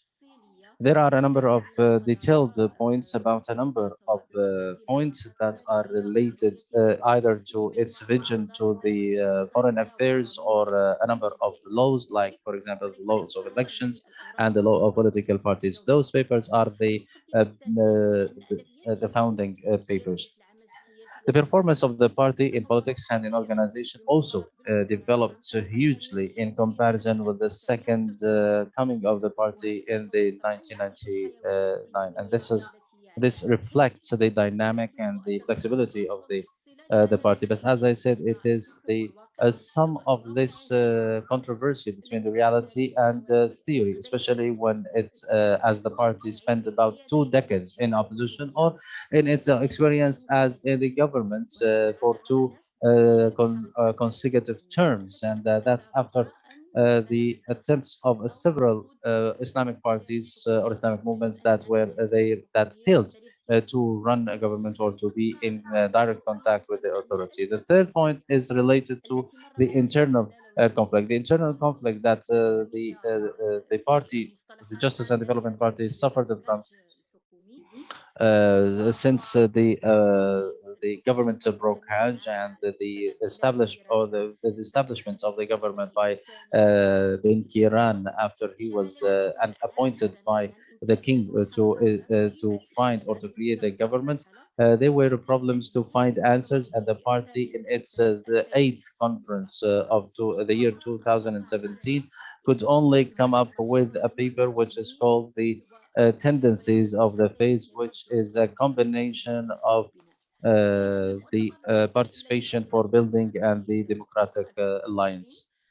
In October 2021, in its conference, it was an organizational conference, and the party tried to come out of the dilemma or the bottleneck of the collective resignation that hit the party by electing a new leadership with the absence of any paper that provides a framework for the work in the period, or an evaluation, or the absence of any evaluation of their work in the government uh, for 10 years, and without providing any group or collective understanding of this period that lasted for 10 years. In this paper, I will try to answer to the topics of the political reform based on the basic documents that I mentioned above, and I will try through the methodology that is used to be a critical analytical descriptive methodology, and I will I will tackle the paper through three points. The first one, the vision of the party to the political reform in general through a number of titles. After that, the demands of the constitutional and institutional reform, and then I will conclude with conclusions and findings. As for the first topic, which is related to the vision of the party to the issues of political reform, we can say that there was a number of issues that were intertwining, and they were detailed about this issue, but I tried to categorize them under five main categories that are related to this issue. The first one is a central one about the vision of the Justice and Development Party, which starts from its political work from the Islamic background. So it is the starting point of its political work. It conducts this work through the reading the history of Morocco, which is based on that the Islamic religion was the source of all the reforms that took place in Morocco, and it represents itself or considers itself as the expansion or extension of the nationalist groups or movements that took place in the history of Morocco, and they focus on that in all of its documents, and they consider that boosting the Islamic background constitutionally and legislatively one of the most important entry points and one of the conditions that are necessary to achieve the development of projects, the project that can improve, mobilize people for the service of the homeland. Speaking of the background or the terms of reference, he says that, the party says or speaks about the authenticity of Morocco and its historic background. It speaks about the authenticity and its historic affiliation, uh, to say that the reformative projects of the party and the country should come from or emanate from the Islamic background, and that the work in different fields, economic or otherwise, should not be in contradiction with these points, and that the development projects should take into consideration the socio-economic changes or peculiarity of the Moroccan society. In terms of the relation between religion and politics, and I'm not going to get into details of this, I will only talk about one point because the paper of Mr. bin Hamas will speak about that. But the party considers that the best relation between religion and the state is not the complete separation between them, and not the absolute alignment of both things, but because politics can political action can be right or wrong at different points. It can be a way in between. So their understanding of the political reform, they say that political reform is centric in the thoughts of the party, and when they adopt working in politics, so they don't approach that only for uh, the creation of political parties, but it says that the political part having political parties and improving them, it will make political action and a national duty instead of becoming a work of mercenary. Then linking the political action with the terms of reference and the establishment or the creation of political life, these 2 points affected the thoughts of the party since 1999 until the beginning of 2008. That was clearly found in raising a number of issues, like, for example, the integration of women in development, or the participation in parliament, or a number of issues that are related to the values, the terms of reference, and moral issues. And that was expressed as always in the papers and the literature of the party. Afterwards, there was a change, and in the narrative of the party, and they focus more on politics and democracy more. But that doesn't mean that this matter, the human rights and democracy, wasn't present in its papers since the paper of the School of Thought, but it was more obvious after they adopted the democratic struggle paper. The justice and and development make that the democratic approach of the party is linked with the establishment of the party, referring to the position of Dr. Al-Khatib, the founding leader of the party, that when the Hassan II, King Hassan II, announced in 1965, and Dr. Al-Khatib at the time was the Speaker of the Parliament, who announced his rejection of the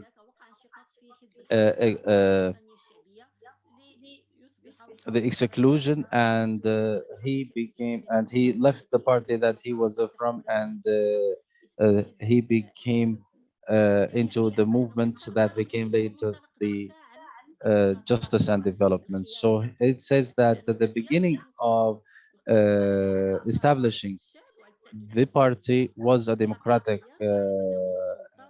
endeavor, and he speaks that they focus that democracy is part and parcel of the institution or of the party.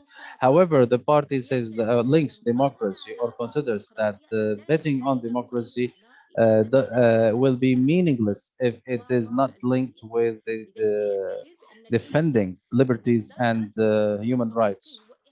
So the party considers that the human rights defense or activity is one of the main activities of the party, and that the struggle of the party is to defend the liberties and to stop the political violations and to protect the rights and the freedoms of people in public liberal in public liberties and public rights.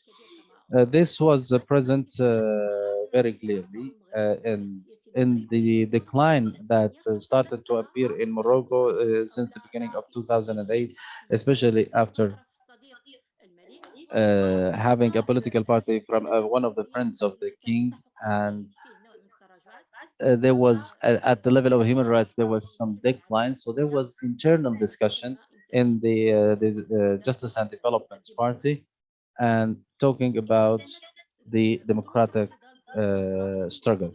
So the democratic struggle was one of the points that focused on linking democracy and the human rights with the struggle. However, after the progress that happened after the elections, where the party won seats after the elections of November 2011, and they became at the head of the government.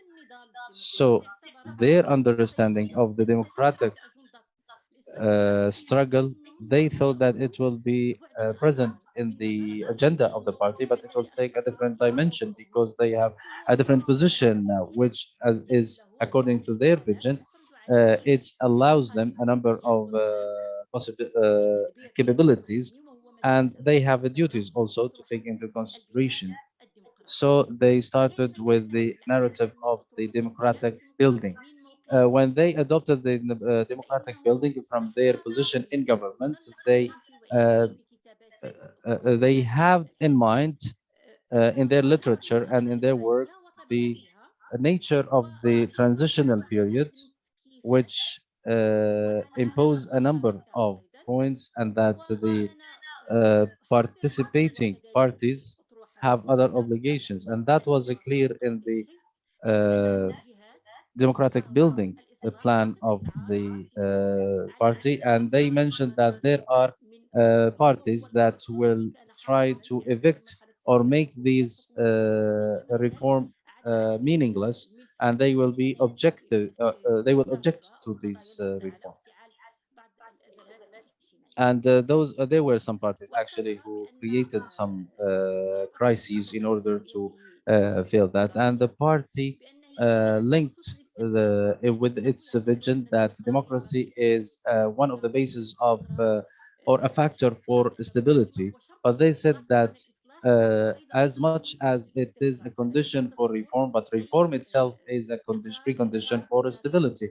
So they say that we cannot talk about stability without having reform, and we can't have stability without we can't have reform without democracy.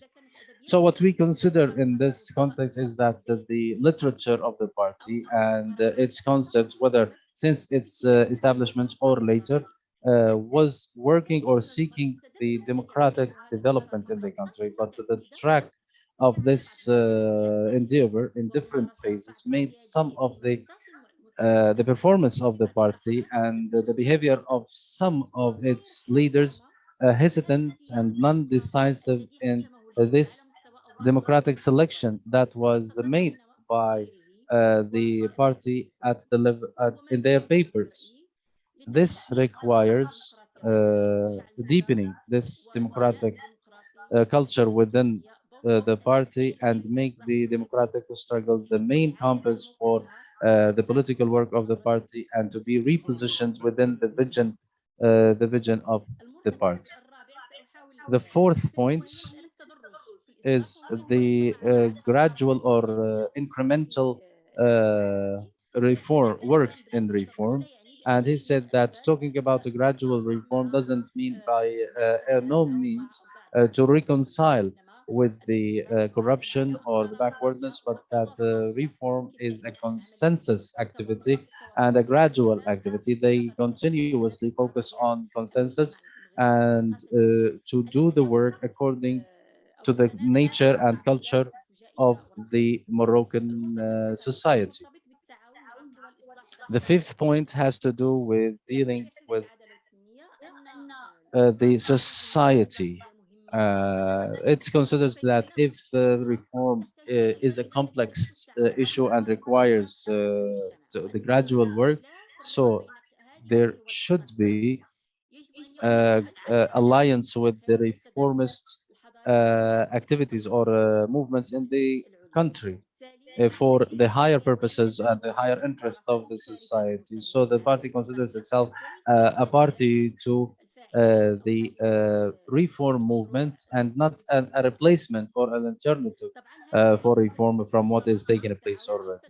So talking about participation and cooperation, it was reflected in its political activity in different phases, whether in the alliances it's made with some municipal councils, with other parties, or through the alliance they made in the government, especially with the socialists party that considers itself an ideological enemy or adversary of the party, and it became the closest one to the party during their presence in government. So these are the main titles in terms of the political theory.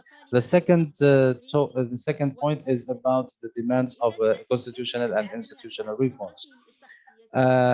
In terms of that vision, the Justice and Development Party worked on developing that theory in different papers, and they were related to its activity or its performance in reality. But the constitutional matter wasn't one of the points that took priority or importance within the party, and it didn't take the position that it should have taken in its political work.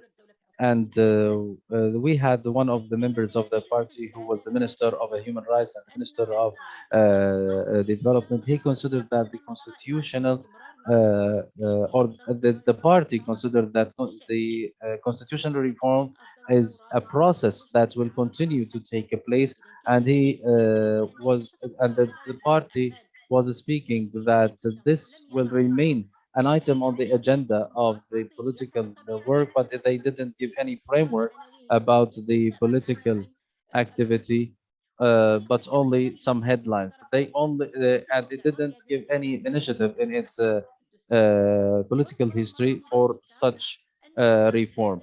Maybe the reason of that because the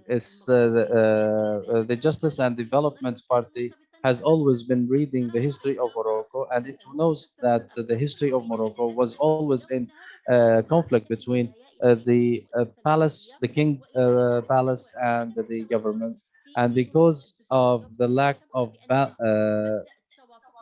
balance in the constitution led the lack of balance in constitution led to such conflict between these institutions in order to and where some party would like to impose their opinion.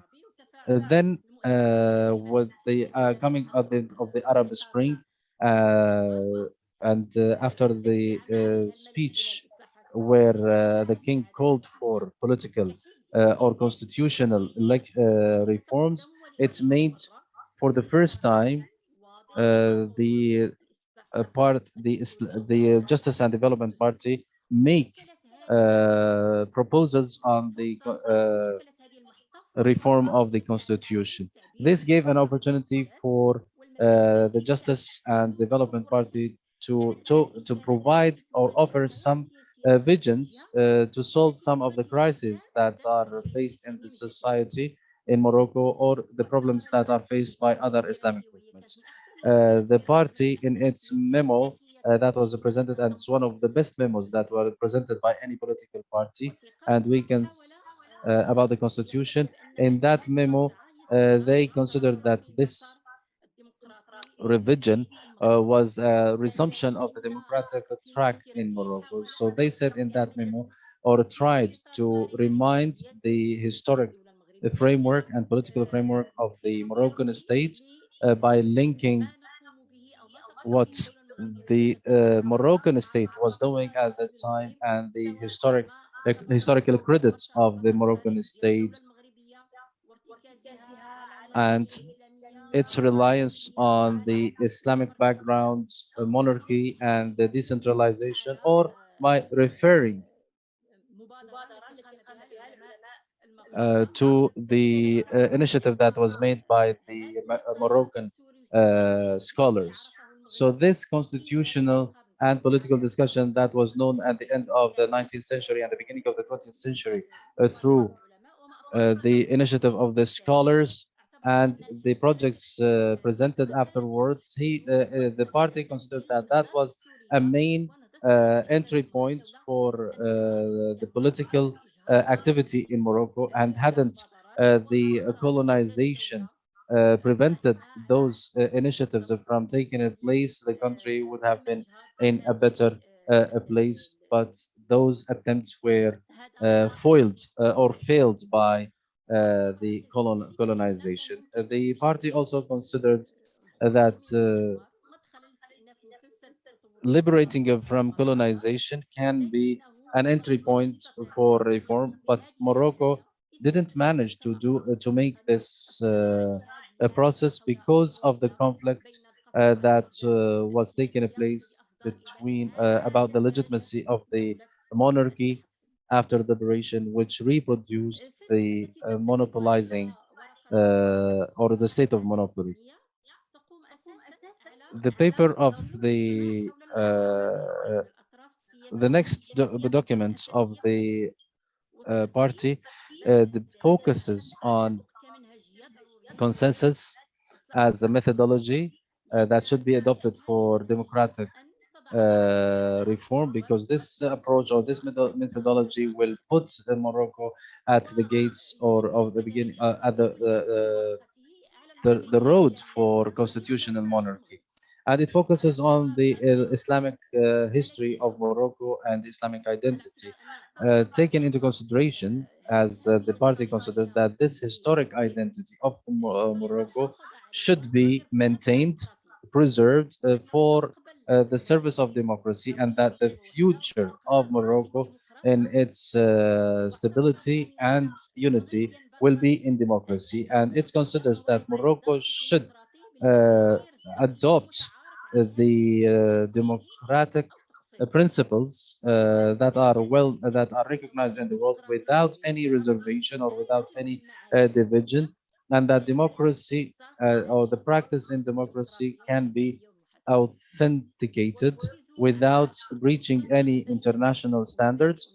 And it focuses on the democratic practices and the democratic principles, but taking into consideration the peculiarity of the Moroccan history. So these were the questions. The question that the party wanted to answer in this paper was how to apply the democratic principles without any fragmentation, and how they can be appropriate for the history and the culture of Morocco. And they tried to have a direct engagement in that through showing the principles of a democratic society and a better political work through 7 points. For example, that a constitutional monarchy that provides and protects the human rights and liberties, a democracy that is based on the separation of powers, advanced regional system, and ensuring competition.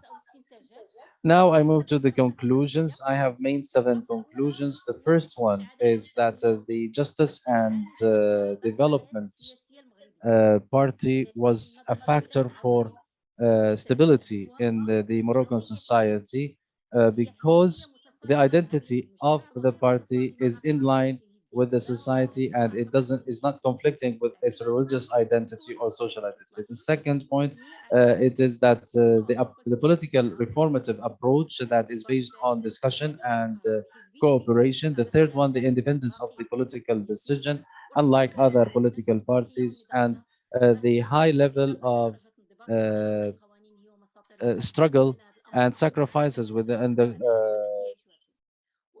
the ranks of the party. We can say that the presence of the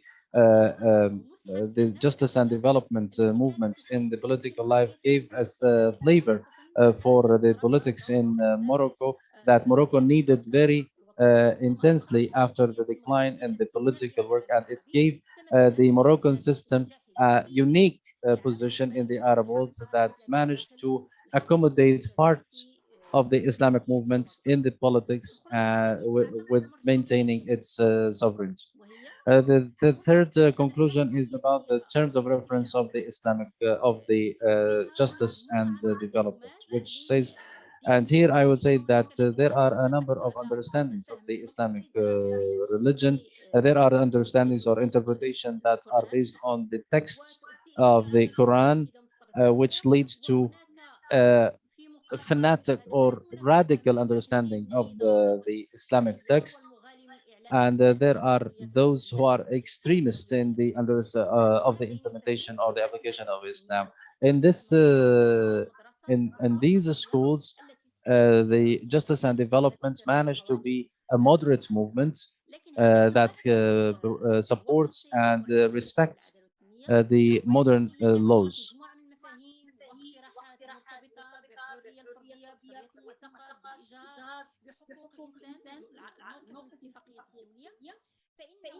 In terms of the position of the party towards human rights and democracy, these are there were some points, or despite its position towards these points, there were other issues that the party couldn't make a position for. For example, about the economy of the state, some social issues, and the party adopts a liberalism that is similar to the fierce liberalism, and it also gives a high value of the socialist activities, which means that the justice and development could have improved its vision in order to accommodate for those points uh, later. The third conclusion, the Justice and Development Party, throughout its journey, it was working through the participatory approach. So the reformist movement or approach was always built on cooperation, coordination, and participation with others in the power. And despite the starting points that led to boycotting the elections, the party has always continued to work from within or in the scope of the option of participation. However, they struggled, or the party struggled to have a better participation through improving some the elections laws, and that what the party couldn't or didn't manage to do, although they were in two consecutive terms in the government, but actually during the term there were amendments on the laws that were provided representation away from the appropriate representation that was there in Morocco. The fourth conclusion is about the vision of the Justice and Development Party about its relation with the monarchy. The concept or the perception of the monarchy establishment. So we have two perceptions. One that is against the monarchy, and it is a few one, some of the radical leftist movements and the justice and charity movement. And there are the other conservative vision, which we call it in Maghreb the Makhzaniya, which believes in the hegemonical nature of the monarchy, and it gives a kind of sanctity to the king. These between these two currents, the justice and developments was able to understand the monarchy, and it provided a clear vision in its paper about the constitutional reforms, and it's considered that we lost the sound for a bit. But in democracy, the party believes that democracy can only be implemented through strong institutions, and that in the several electoral points, people can have their voice heard, and the party managed to have a say in this point. The fifth point is about the political expertise of the party, which was mentioned by Mr. Bilal. It has a political experience of over 25 years. They have in 3 terms in the parliament. They were a number of the Turabi of the heritage groups, and they work in the public sphere for so long time, so they overcame the issue of recognition. However, the party couldn't overcome that point, so they always were concerned or obsessed with the points of the trust issue, especially with some stakeholders. So they always calling always for the confidence can only be understood under the strategy of containment, and they always have fallen into the trap that they were obsessed with that point, and they couldn't move with this. That there are certain reforms, constitutional reforms that are important, as the constitutional evolution in Morocco since 2011 gave a push for democratic reform, particularly after it established separation of powers and accountability mechanisms and making elections the basis of governance. However, those constitutional reforms were not, unfortunately, met with parallel reforms in electoral and other relevant laws, making those reforms void of their meaning and giving us a government and parties that are paralyzed by those existing mechanisms. Finally, this evolution in the thought and political purposes of Justice and Development Party, the first objective was engagement, political engagement in the beginning of the 90s to achieve recognition of the Islamic movement, and then having the dawah aspect, and then normalizing with other political components.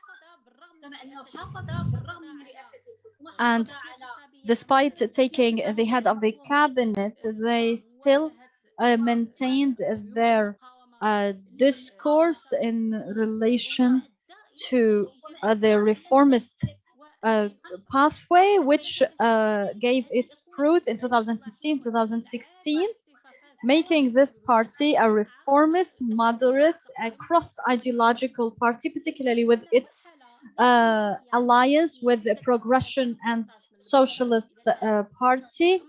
But since the 2011 to today, and despite internal dialogues and despite the after the setback in the party's elections, and with the lack of a political approach or proposal for this historical phase, the party maintains a discourse that goes back to the foundations of this party and of this theory, its identity and Islamic terms of reference, which makes us assume that the party is undergoing the new birth of a new version of this party. Thank you so much for listening. I hope I haven't taken too much beyond my time. The Dr. Buthaina in the beginning of her paper mentioned 3 points. First of all, that the experience of the Development and Justice Party was one of theory and practice. The second was that the literature and behavior of the party have evolved greatly in comparison with 25 years ago, which reflects the dynamics of this party. And the third was that the internal political crisis since the blockage, the governmental blockage,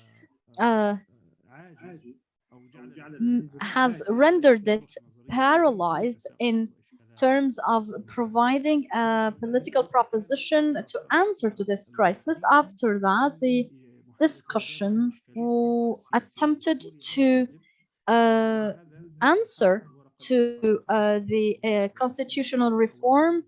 It started with the vision of political reform, the demands of institutional reforms, and finally some conclusions. As for the first issue, which is the vision of political reform, she mentioned 5 points. The first was about the Islamic terms of reference, which was the point of departure for the political process. And if we look at the Moroccan history, we would know that the party has a vision of political reform that is based on Islamic terms of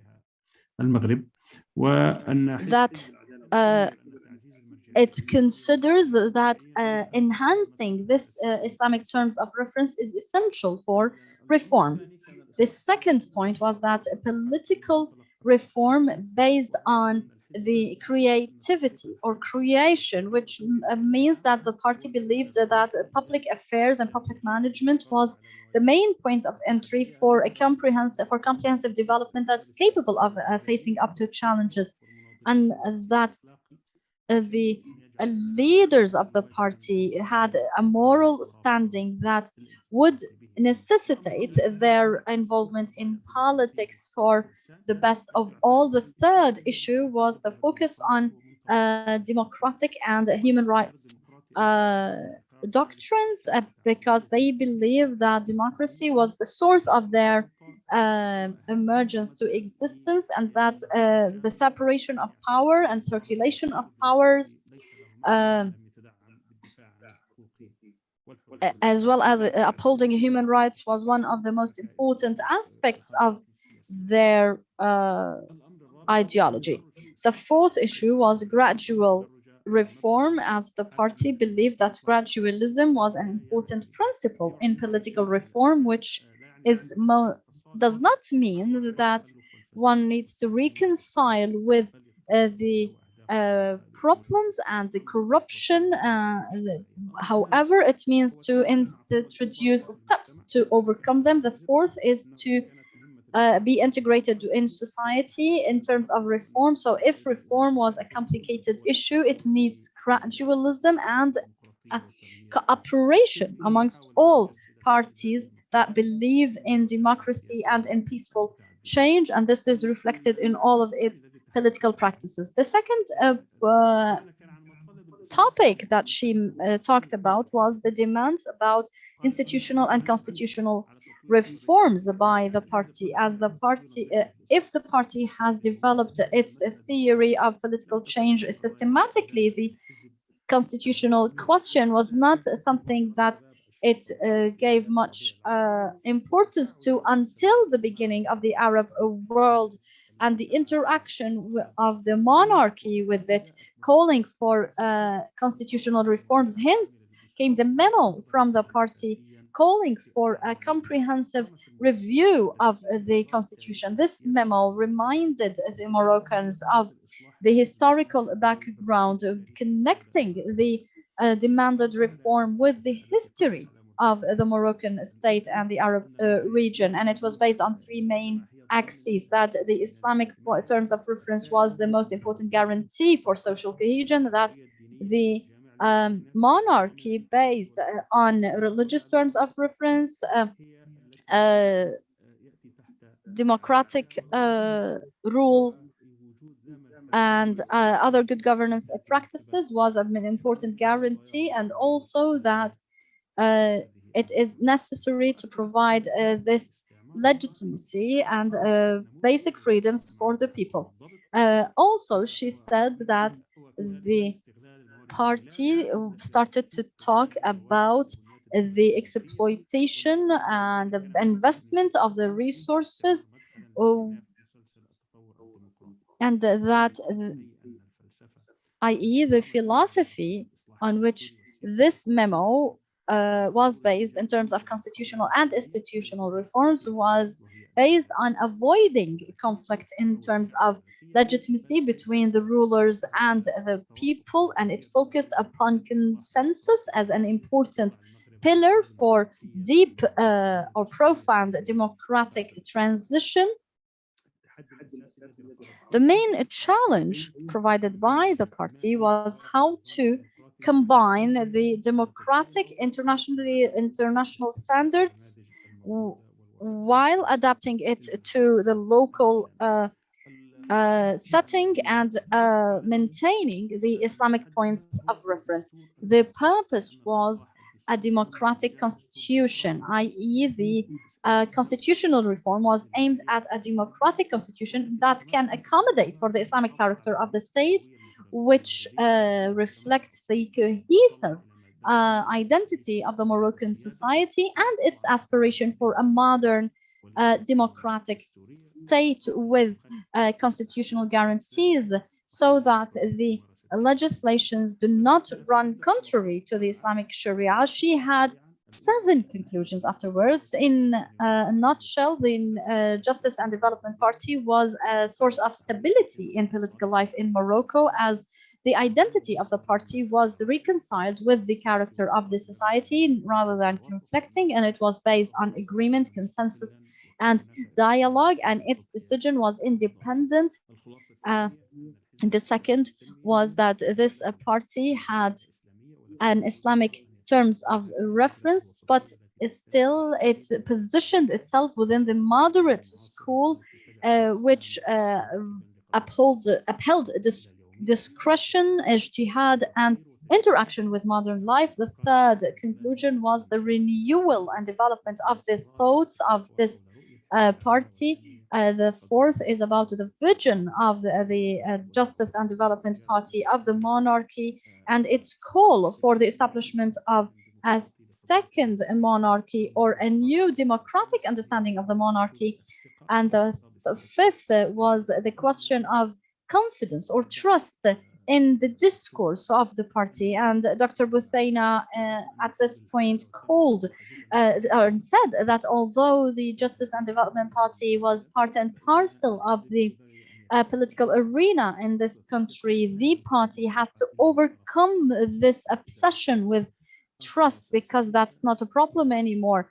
The sixth conclusion was to establish local electoral laws within the context of limited constitutional reforms, because the existing constitutional reforms were not met with parallel electoral reforms, making those reforms void and meaningless. The final point she made was that despite the historical experience of the party, the current stage at which it's going with, which is going through after the last elections, and with the current Secretary General Abdel Allah, they are going back to focusing on the essentials and the principles upon which the party was founded, which means that they are working on a new version, so to speak, of the party. Now we move to the fourth paper for Dr. Salman. Dr. Salman has joined us. So I need to make sure he's speaking on the Arabic channel. Yes, I can hear you. In the bottom of the screen, you can see the button interpretation.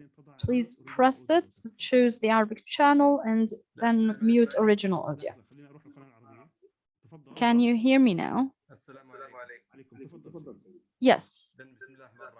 In the name of God, the merciful, the compassionate, I thank Dr. Sami and all the organizers and participants and my colleagues. In my presentation, I will try to be very brief and to the point. The study of politics and history of the Development and Justice Party, this relation needs to be studied not only from the perspective of the party, but also I will attempt to study this relation based on the idea that this party's school of thought is an extension of the reformist school of thought that has gone through a number of revisions and reconsiderations within that school of thought, which is the Tawheed wal Islah, or the unification and reform, both of which were two Islamic movements. In that sense, this is not only related to the direct relation between religion and politics, but has manifestations, the relation between dawah and politics, between the party and the governance, the question between management or political arrangements and identity, and also the relation between the terms of reference and political action, and also the relation between their practical experience with the governance or mode of governance. Of course, those manifestations and types of overlaps and networks within the Moroccan reformist school of thought have led to many revisions that were subject to the dynamics of reality in interaction with the political reality. So this school of thought was dynamic rather than static and interacting with the different phases of this political order. Thus, in every stage in which this reformist movement worked, we find certain obsessions or ideas that characterized those relations. For example, at the foundational time, or when they came to existence, the idea was to establish the principles and the foundation and how to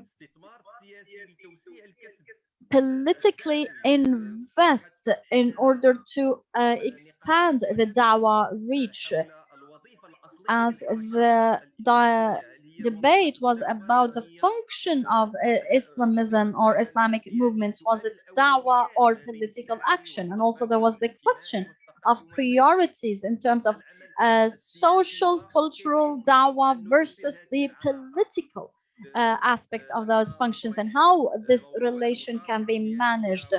And when the question of political participation was introduced, so after the phase of social integration or political engagement or governmental management, at every one of those stages, we have different dynamics that provided different sorts of revisions and ideas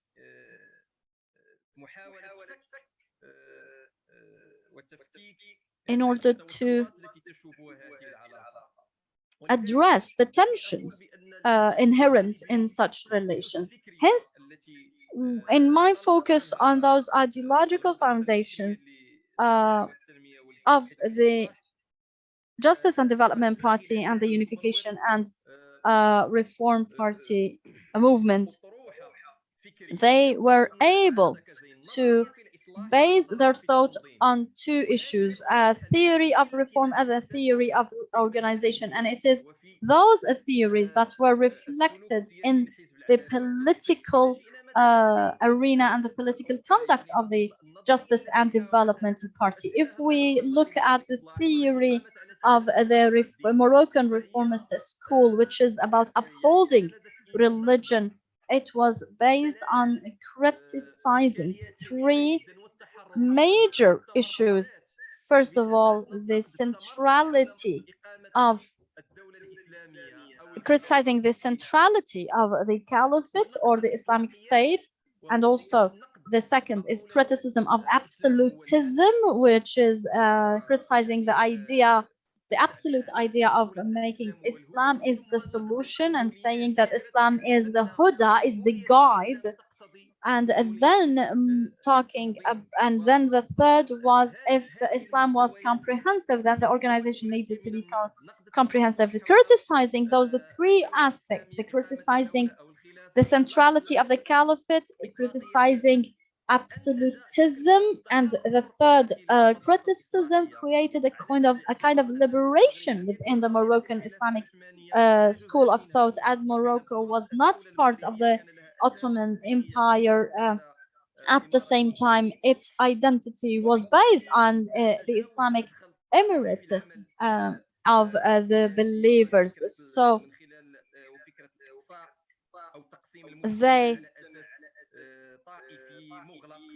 overcame the idea of dividing a society along sectarian lines or in a very closed approach, etc. So those points in the vision of the reformist movement and in understanding the reformist function within society has given rise to their theory of organization that is not based on comprehensive organization, that is an alternative to society, but it introduced the philosophy of specialization, calling this the organization of a multidisciplinary or multi-specialization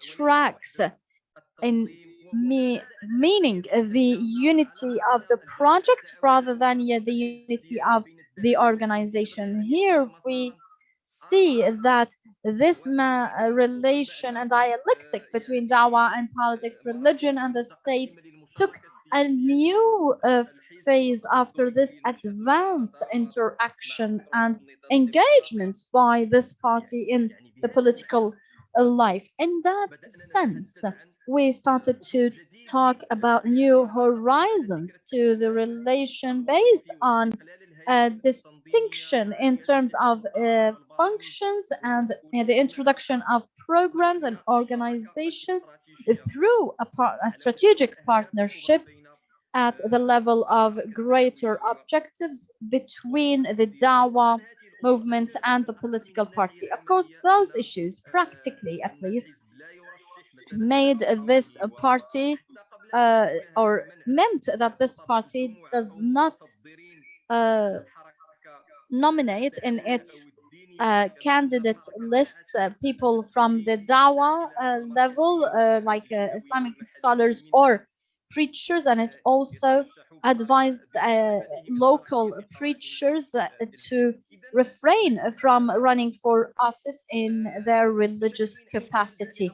So in one way or another, this reformist school was rationalized in terms of institution and management, as well as the approach or the mode of thinking in terms of the dawah and politics, which reflected in the crystallization of an ideological or an intellectual understanding of politics that would organize or regulate the relation between the dawah aspect, which is guiding, educational, comprehensive, inclusive, public for all believers and non-believers, or religious and irreligious people, in addition or vis-a-vis the political action, which is supposed to be practical, based on problem solving, realistic, etc., and which is going to let this reformist idea evolve in a practical, dynamic manner, which is reflected in its literature and practice, which is what they said, that the distinction rather than the separation of religion and the state. And here I would like to invoke the how the reformist school invoked the Medina Charter to reflect plurality, civil governance, etc. And also the other approach when they talked about the conduct of Prophet Muhammad, peace be upon him, in terms of fatwa and being the wali or being the leader and being the political leader. They talked about politics as a worldly matter, and that the conduct of Prophet Muhammad in political or organizational terms were worldly, discretionary, rather than religious in by necessity. Hence, they distinguished between the nation in religious terms and national terms, and also the legislation in terms of religion versus the law, and also the comprehensive principles of Islam, in addition to or versus the principles of politics. So let me say that this thought, line of thought, put to question the identity of the party. Are we before an identity-based religious party, or are we before a sectarian Islamic party? Are we do we stand before a democratic dynamic party? But that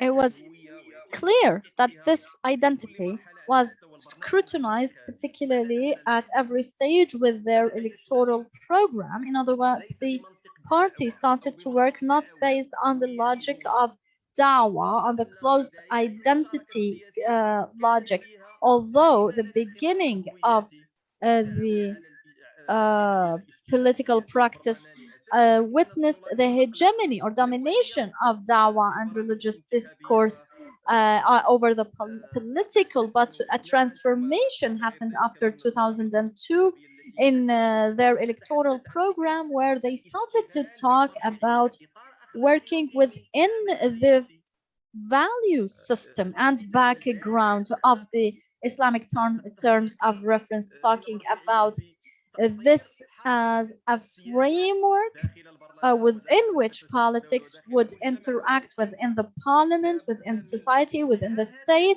but that this term of reference should be invoked in order to be transformed into proposals, procedures, and public policies and policy programs, detailed practical programs that are capable of responding to the challenges of reality and to solve the problems faced by society in terms of development, vulnerability, poverty, unemployment, and other economic issues and social issues, as well as political in terms of rights and freedoms.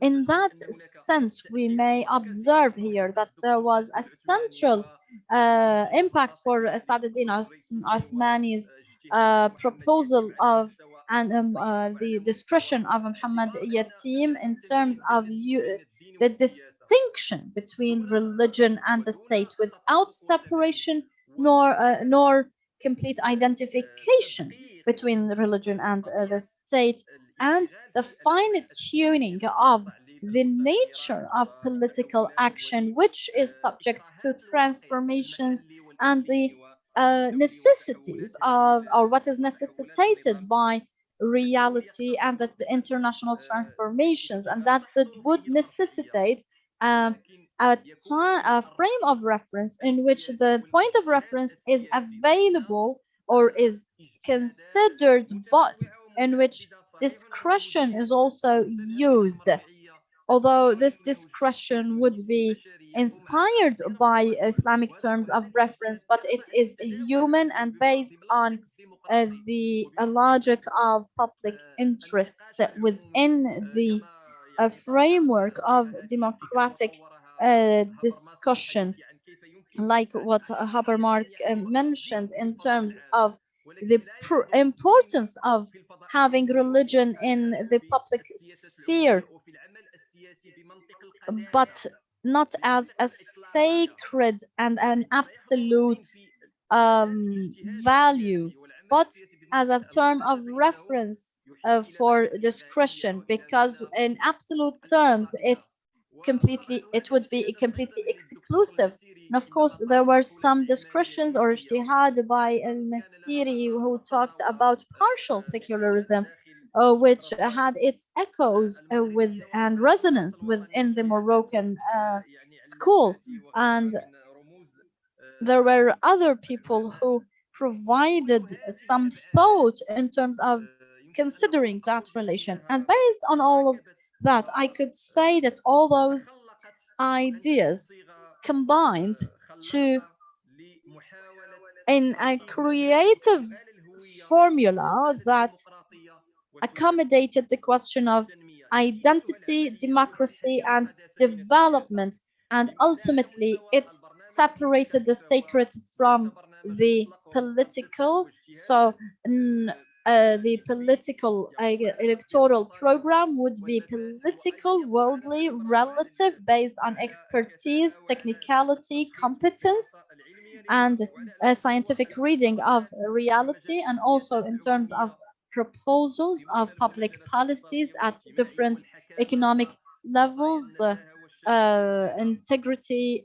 transparency, and other issues. In other words, this mode of thinking was able to move the Islamic political action from the identity-based, dawah-based uh, approach to removing sacredness from the political sphere and the political action uh, made by Islamic movements. So, in the leaders of the party, you would see that they mentioned that when they led the cabinet, their function was not to impose a specific understanding of religion or to remold Moroccans on a specific religious identity, or to stop festivals or close bars or change the dress code, but that the main reason why it took leadership was to answer to the needs of the people in terms of the socio-economic problems, and answering to the poverty and addressing the problems of vulnerability, unemployment, and social inequality, and other challenges faced by the Moroccan people. Of course, based on uh, a value system or a moral system that feeds into the conduct of the leaders of this party, who maintain that sense of morality in their political practice. So we could say that the ideological proposal by which they looked at reform differently in a way that's based on gradualism, peacefulness, looking at end results or the purposes of Sharia, moderation within the larger framework of this reformist school, calling for the upholding of religion. Hence, they refused all kind of radical or top-down or coercive action. So we are talking about a reformist movement that understands reform in a complicated, gradual, bottom-up process. Also, in terms of their understanding of political work from a rational point of view, based on the purposes of Sharia, invoking relativism and pragmatism in a positive manner in order to deal with the necessities of reality and interact with the governance. Of course, this was partly due to the fact that we have a political system in which we have the emirate of the believers are the supervisors and have the authority in legislation in even religious terms, which also let the idea of religion remain as a point of convergence and making political competition neutral and making, while the religious institutions were a point of unification, instead of religion becoming a source of polarization and radicalization in society. And this was understood by the Islamic movement, and it was reflected in the Justice and Development Party in terms of accommodating for reality as well as its ideational framework. So let me summarize in a nutshell what I've been trying to say in this condensed overview of the ideological transformation of or evolution of the Justice and Development Party. First of all, we can say that the identity in the first phase was more salient and more predominant than the political in order to get rid of the siege or the legal and media siege against them in order to use the political in service of dawah after Islamists became a part of a political opposition and after their propositions were scrutinized accommodated with a democratic struggle, and this was culminated even before the democratic struggle. This distinction between dawah and politics and between religious, can you wrap up in 2 minutes, and between the religious and the worldly or the mundane, during also the phase of governmental management, there were questions about the dominance of politics over dawah aspects. And in other words, when they took power, were the priorities of politics and their interpretation of the political arena, did they affect or marginalize the dawah aspect of their work? And this question led to the proposition of separating dawah from politics, particularly after the tensions and a number of issues related to normalization, the use of French in education, and other issues related to the moral and religious practices and legislations. So we could say that the political conduct of the Justice and Development Party and its political work and management in public policies was featured some what I would call a muted secularism that invokes the identity of the society, but also provides a rational management of the political arena. But in their political practice, they were closer to muted secularism than to extremist identity-based politics. Finally,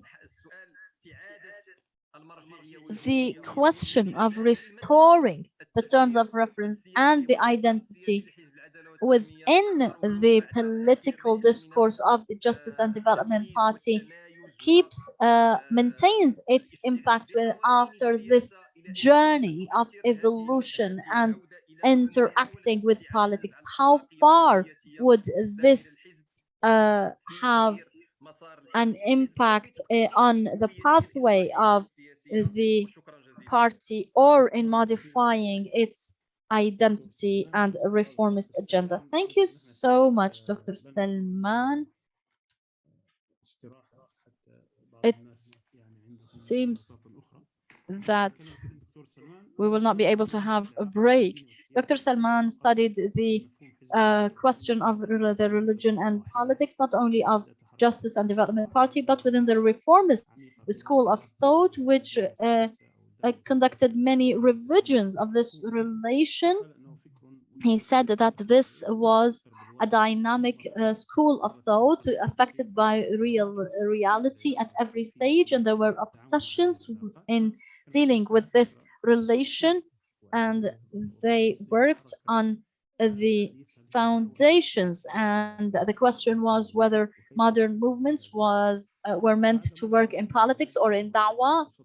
But after every stage there were different discussions or ijtihad, and they will be renewed in response to different challenges, and they used intellectual ideals through which they revised their views based on a new reform theory and a new organization theory, which reflected on their political practice. There was criticism to the idea of Islamic state or the caliphate or absolutism and the inclusiveness or comprehensiveness of Islam and the comprehensiveness of organization. They liberated themselves from those parameters, hence and also because Morocco was not part of the Ottoman Empire, they had a different standing, which caused the movement not to propose itself as a replacement of society or an alternative, but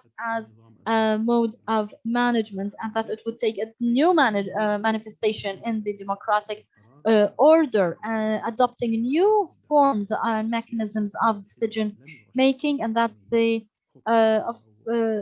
party decided to separate the dawah and distinguish the dawah from the political, and did not run candidates from the dawah line in political elections. And that was their answer to the question about the dawah discourse versus the political discourse. So this distinction between, they introduced what they call the distinction between politics and religion rather than the separation, and hence they talked about the conduct of Prophet Muhammad as a statesman as being based on discretion rather than revelation. Otherwise, an identity based party would be exclusive and sectarian. The party did not mix dawah and politics, but it moved in its and developed in its electoral programs and its political action through using its frame of work and providing new policies and practical propositions. And those discretions in terms of the political prospect, a practice based on ijtihad and on the understanding of the purposes of Sharia, in which the Islamic terms of reference are understood in terms of interests and the presence of religion in the public sphere without sacredness being extended to the political action of Islamists. He also said that there was the idea of partial secularism, which resonated a lot with the leaders of this party. Ultimately, the result was liberating or separating the sacred from the mundane, and this moved political Islamic movement in their political action and in their interaction with the government more liberated in how to move. Their purpose was not to choose a specific understanding of religion or impose it on the people, but to address the problems of the people and other challenges faced by them within the value system and religious framework that can be translated into their political practice. So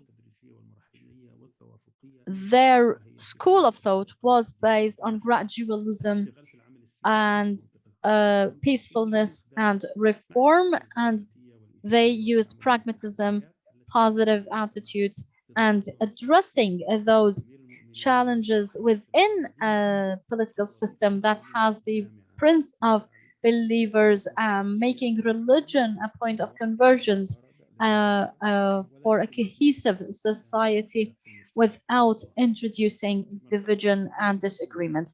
The conclusion, in terms of political or governmental organization or management, what would be the priorities of the politicians? Would politics be given prominence over the sacred or the dawah?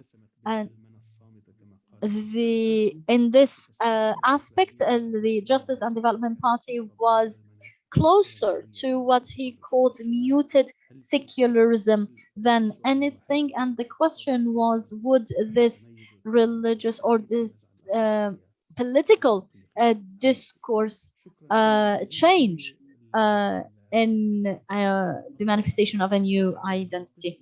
Thank you so much for our 4 speakers. We have taken up, exhausted our time, but we had 2 speakers who had to leave, so I have to give them the priority. Let's start with Mr. Abdul Hafiz and then Dr. Isam, who has a lecture. So, Dr. Abdul Hafiz, thanks for your patience. You have 12 minutes and then 12 minutes for Dr. Isam. And then I'm sorry for taking too long, but all the papers were very profound. I didn't want to cut anybody short. Please, Dr. Abdul Hafiz, go ahead. The floor is yours. Thank you, Dr. Sami, for this invitation. I'm happy to be with you in this scientific academic symposium with Dr. Buthaina and Dr. Salman and all the other speakers. I will commit myself to 12 minutes or less, and I will read directly from my paper. You said that this topic, of course, the topic is very important as the discussion re-arises about the end of the political Islam, as this proposition was made and considered, particularly in the Francophone states, and copied by other Arab scholars, although it started in 2007, but it is re-emerging now. And there is another new idea in the Moroccan context, which is a question whether it is necessary for Islamic movement in Morocco to continue within a state that declares in its constitution that the religion of the state is Islam. The constitution talks about the religion of the state and that the head of the state is the prince of believers. And let's look at how cohesive those ideas too, or how we can reconcile whether the political Islam has come to an end and whether it is important to for Islamism to continue in light of the presence of a country that declares itself Islamic.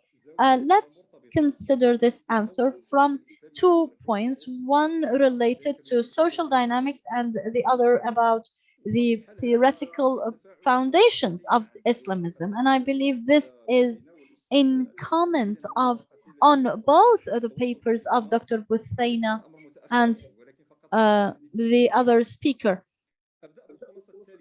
Let me start with the following conclusion. The current position of the Islamic movement, which has taken part of the authority, was one of the aspired results that was looked upon by most of the people as one of the requirements and prerequisites of the regaining the pride and dignity after colonization. And this is related to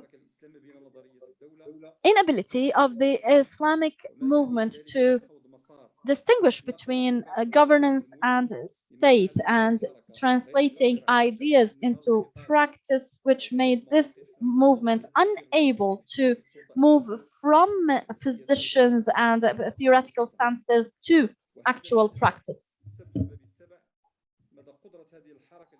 And then the capability of these Islamic movements about organization inside society through a new political proposals that take into consideration the problems of the or holding accountability the governing bodies before the people. And after that, this was materialized in the boycotting of some people from the middle class, some conservatives who voted in 2011 and 2015 for their benefits in the elections of 2021.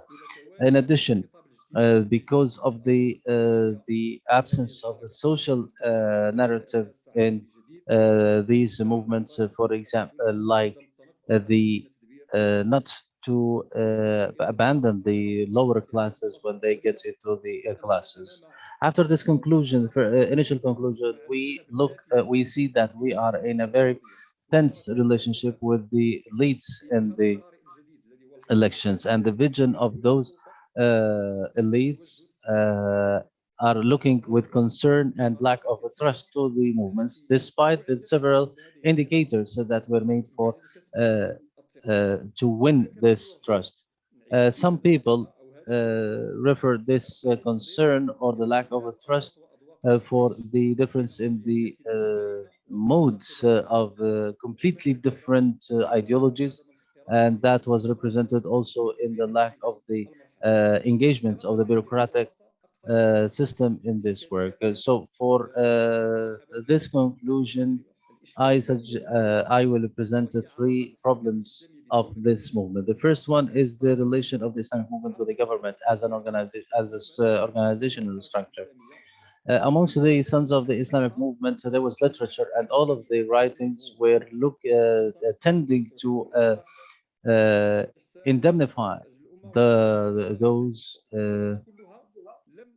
or to make all the writers innocent from any problems. All of this literature was always looking for different answers. Then looking for the Sultan, which is the change from above, which is coming from the person who can impose uh, uh, a change. However, there were some uh, serious writings that talked about or brought back this the Islamic movements in the modern state and their presence in the Islamic history. One of the concepts of the modern state is sovereignty, where the state becomes as a miniature god that provides the authority to different bodies. There is the concept of sovereignty of the modern state, which in addition to the concepts of citizenship and human rights and the problems that we have seen in the with the new liberalism, which with the problems that we see in the feminism and the homosexuality and other problems. This also creates new problems with the Islamic movement and the purpose of their presence.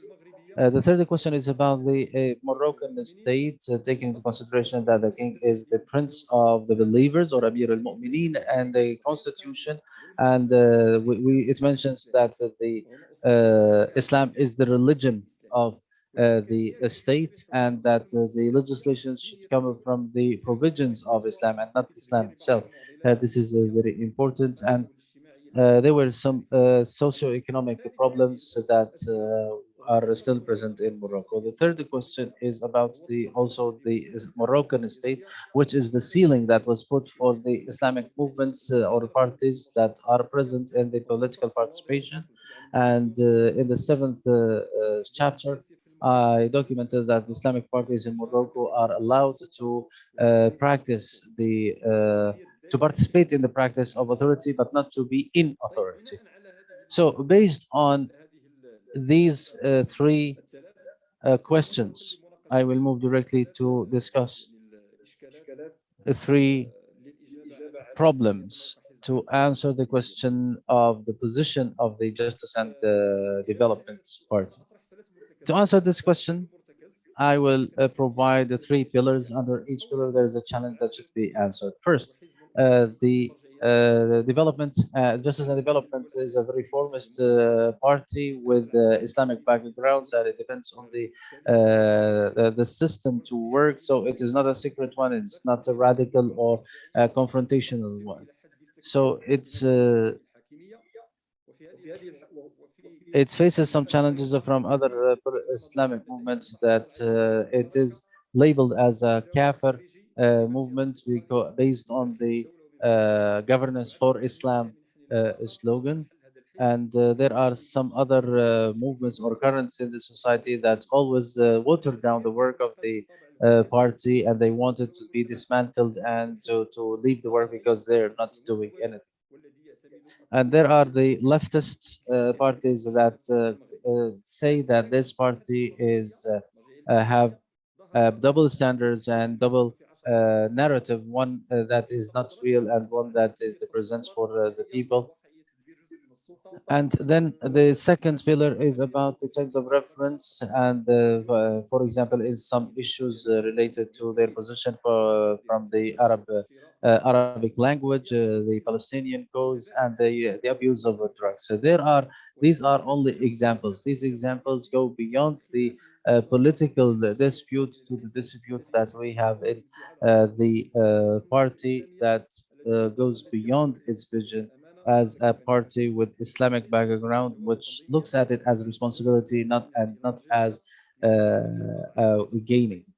And they want to participate in the governance without losing the party, the organization, and the grassroots. However, these matters went behind getting into parties. So the part of the organization, the charter of the party became pragmatic, and although the party didn't change the values in the values of the party.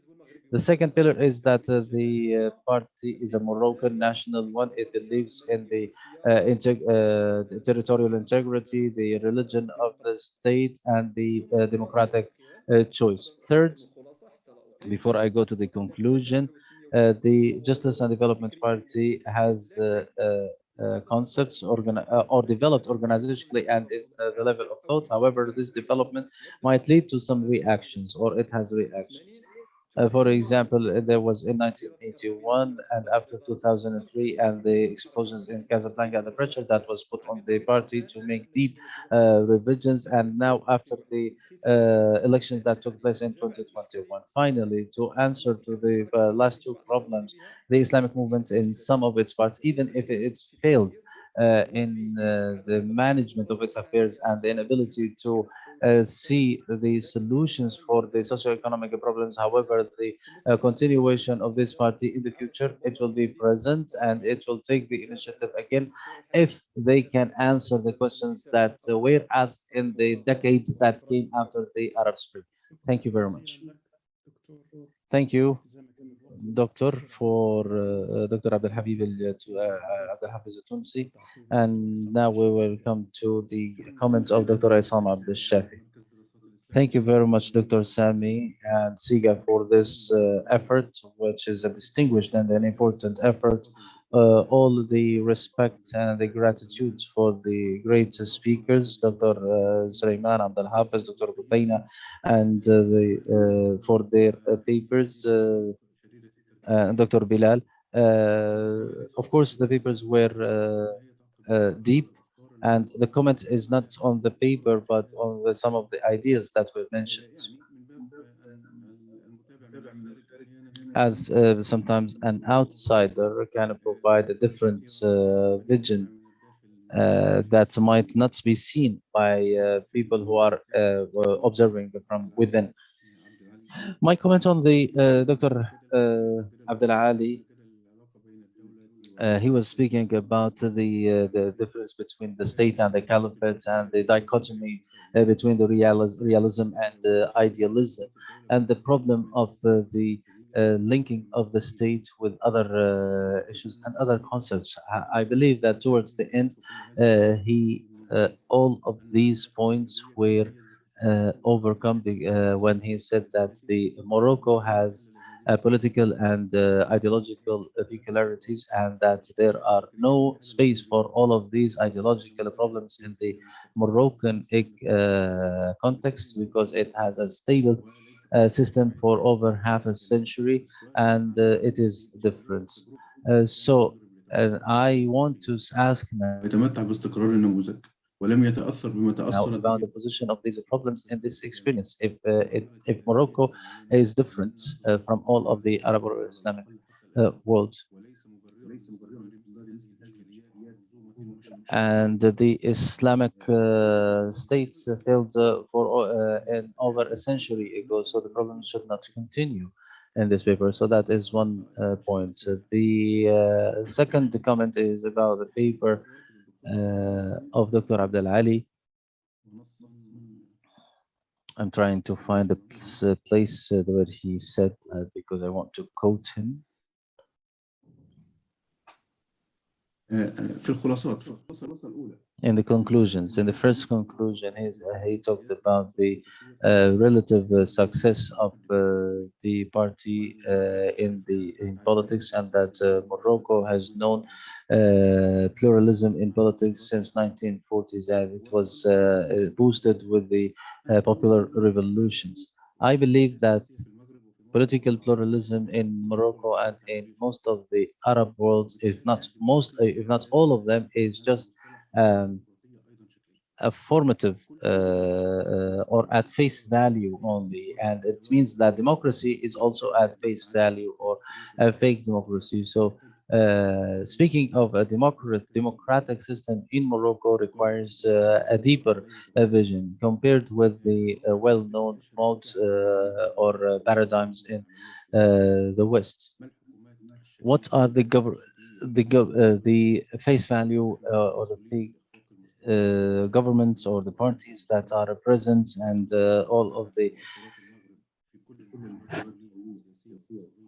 all the problems that happen that can be blamed on. And I believe the international indicators on the different fields of Morocco show or approve of that. The last comment on this paper,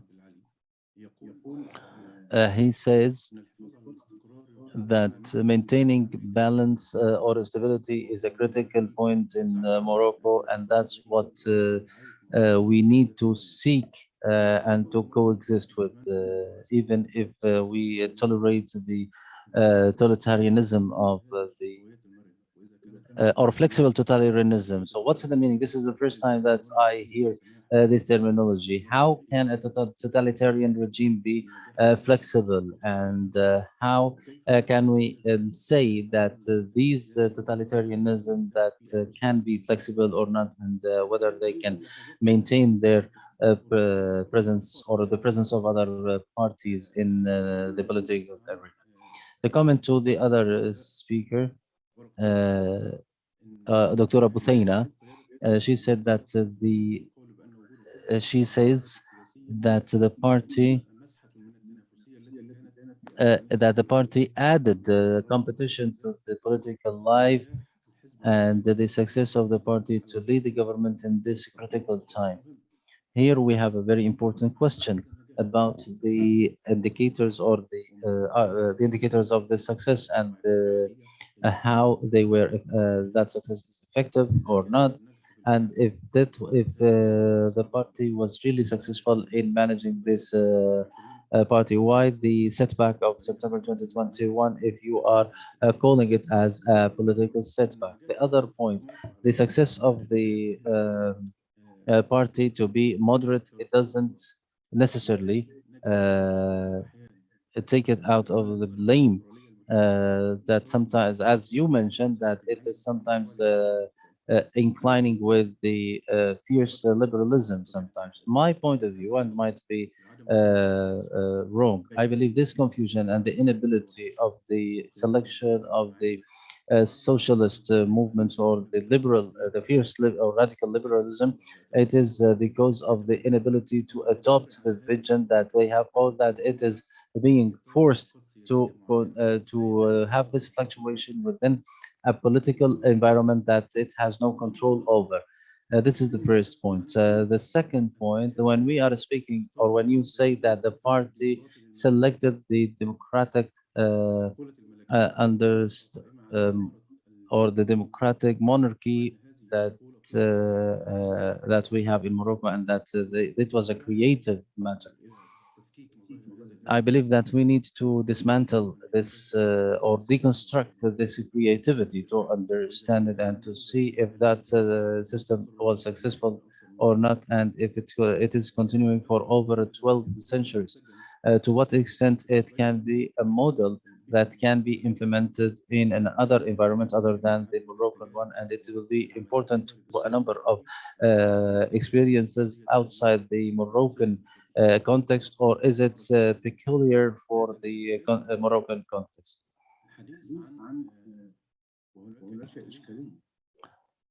There is a problem as well to say that the party managed to become a reformist party away from the ideology and able of making alliances based on socioeconomic reforms. I believe the idea is not about talking about or crossing ideologies, but it is about some of the confusions that it has. I believe these are questions that require some answers. However,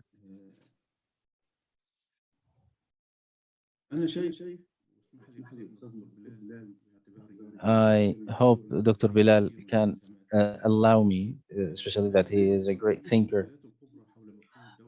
What is related to the main controversies about the states and the caliphate, the support of the policies and the terms of the engaged or the intertwined terms of reference and ideologies. Now the question is, after all of these major changes that happened in the Arab world, at least from 1919, after the collapse of the Ottoman Caliphate and after two world wars and with the signs of a third world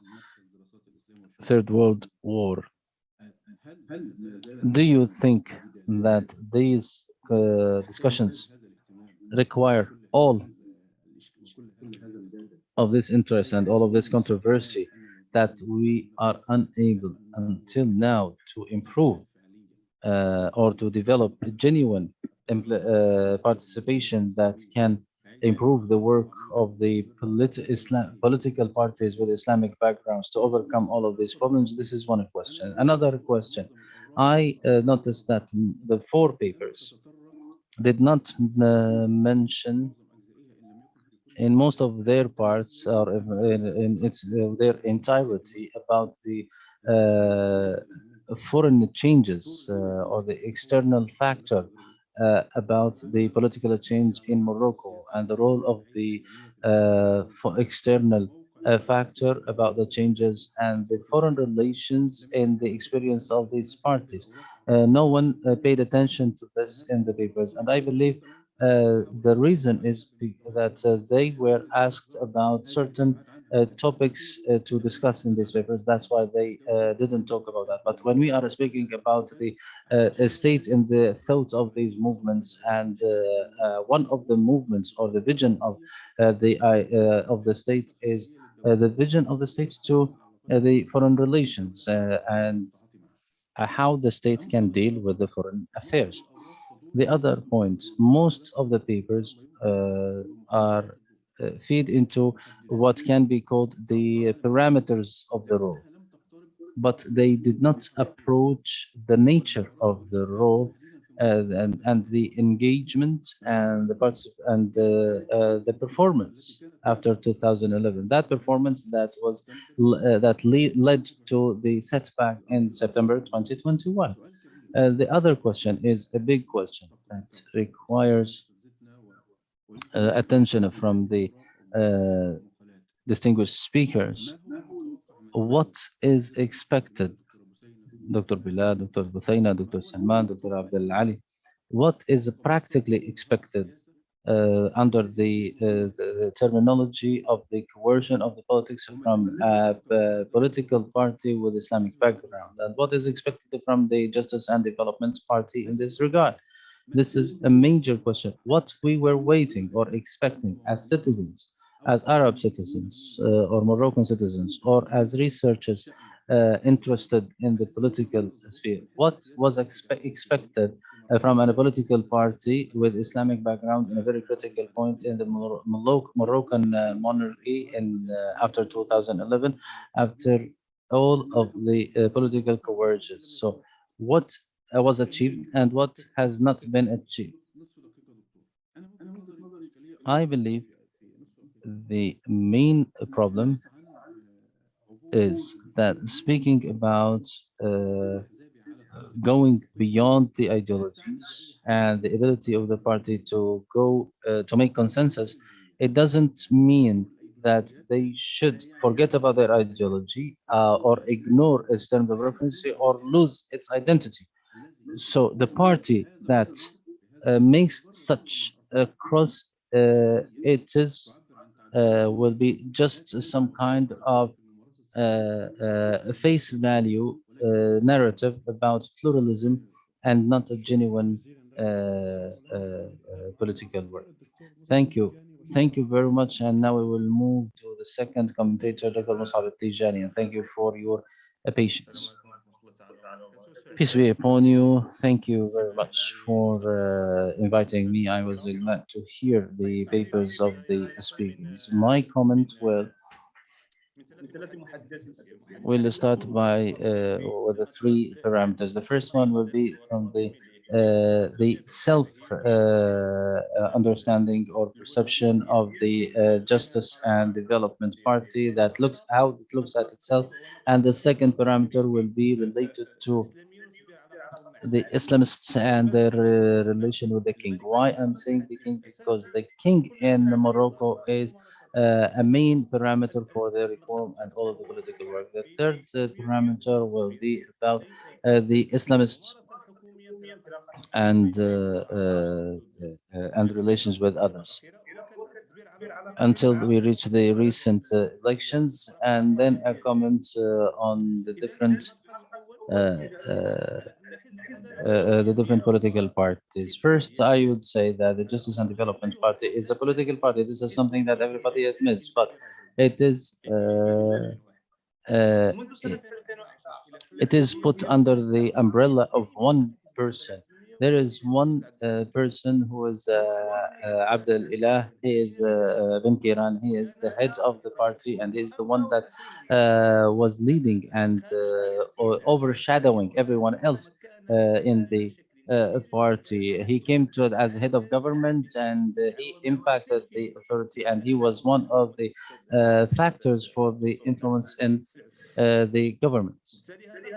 So this matter makes us say today, to what extent can we say that the Justice and Development Party left its traditional form and became a political party that is a civil a party that is practicing politics based on the rules that are well known in the political sphere? This is a very important question.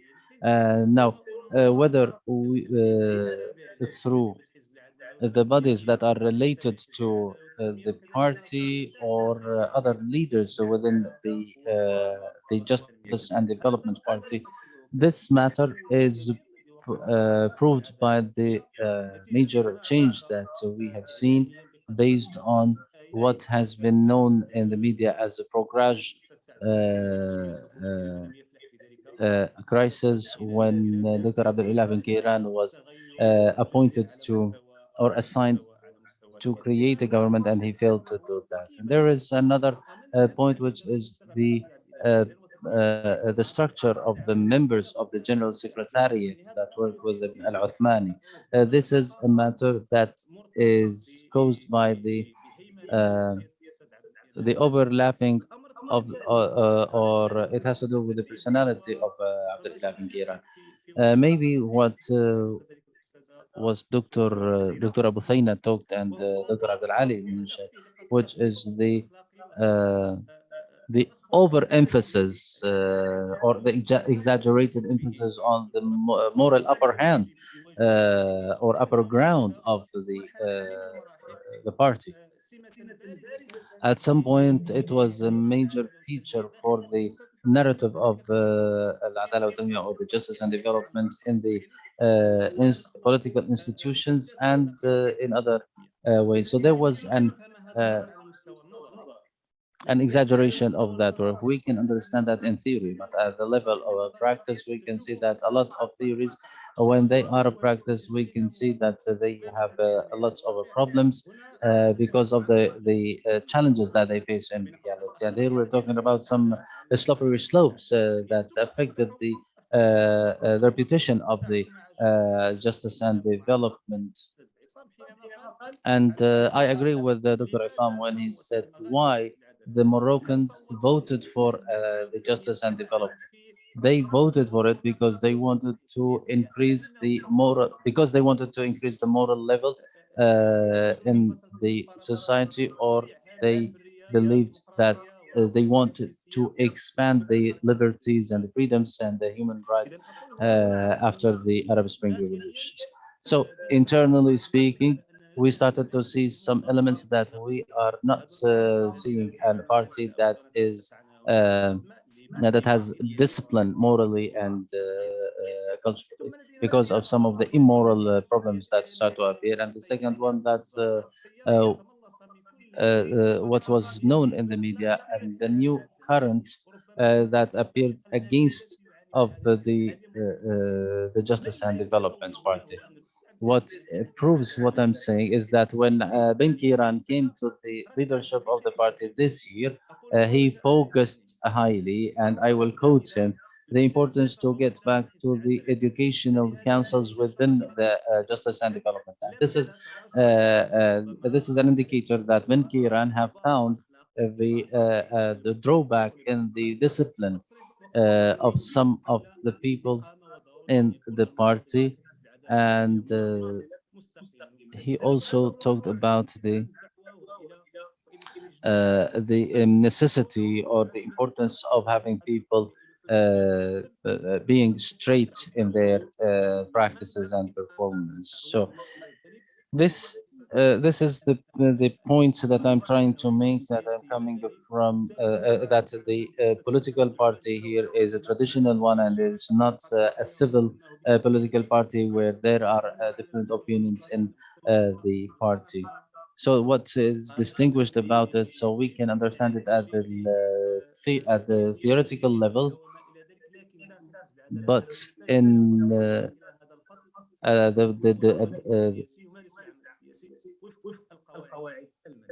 I see that the party was implementing the or doing the political practice with its traditional way.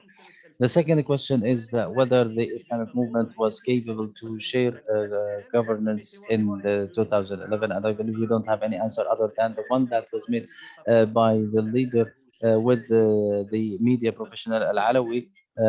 He said that I am ready to do that, but in the practice didn't show that the party was ready. Actually, it was the Al Adala,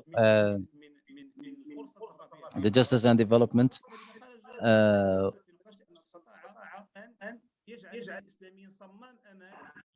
made the Islamists, or after the Arab Spring, the Islamists were the safety valve for people in Morocco. And that brings us back to the real awareness of the Islamists in Morocco about the nature of the political system and how they can participate in it. The second point, which was mentioned by a number of researchers about the justice and development party. It is at the level of the conviction of tools that they are using. So, in this point, I will give two examples. The first one, the Abdullah bin Kiran has always said that the one who is practicing governance in Morocco is the king. This is something that he mentioned in a number of media press releases or press conferences. Constitutionally speaking, there is nothing that proves that. At the level of practice and at the level of norm, this is something well known. But the Moroccans didn't vote for Ben Kiran to say that. So we can say that the practice is for the king, but at the same time he is abandoning or delegating some of his constitutional powers as in the higher some of the higher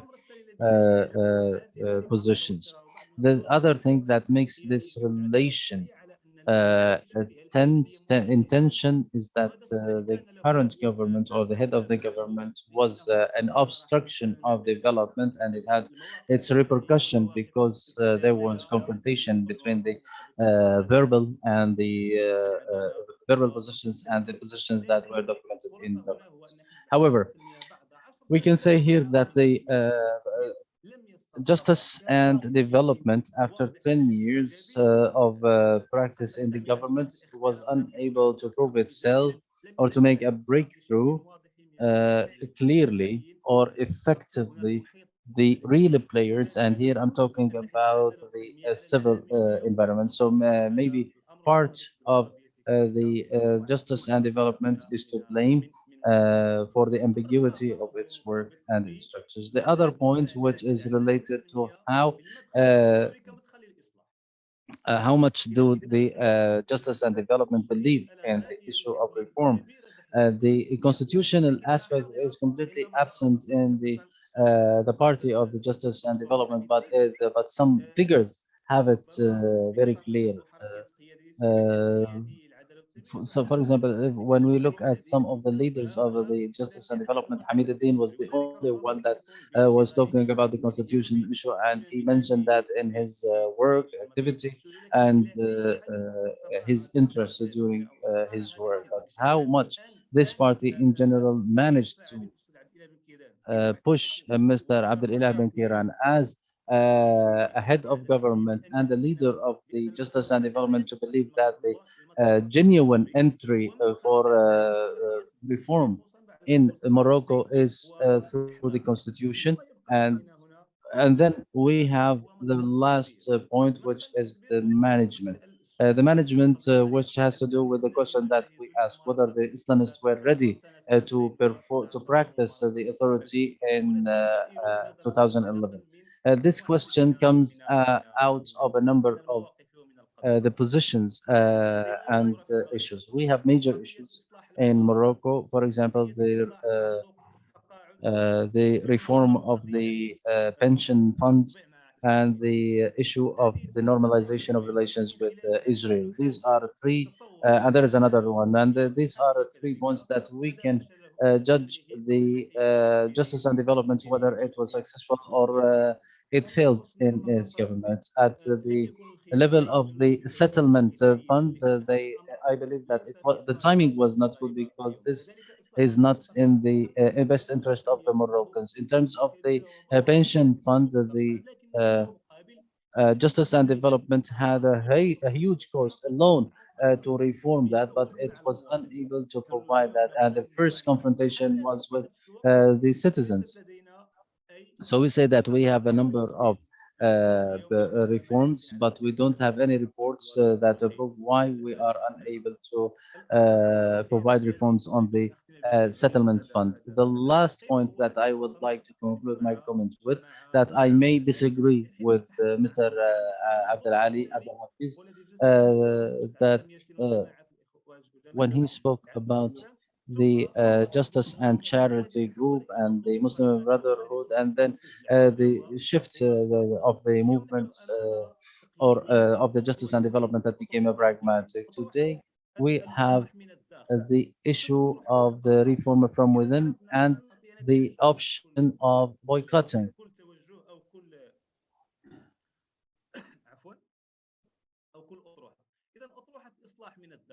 So the first option is the reform from within. When we say that, we find ourselves in a kind of narrative by the justice and development that managed uh, to save the country from what happened in the Arab Spring, the waves of the Arab Spring in other countries. But what we forget here is that the main factor in Morocco is the monarchy and the stability that we have in Morocco, because the justice and development lost in the elections, although it still had someone who support them in the stability.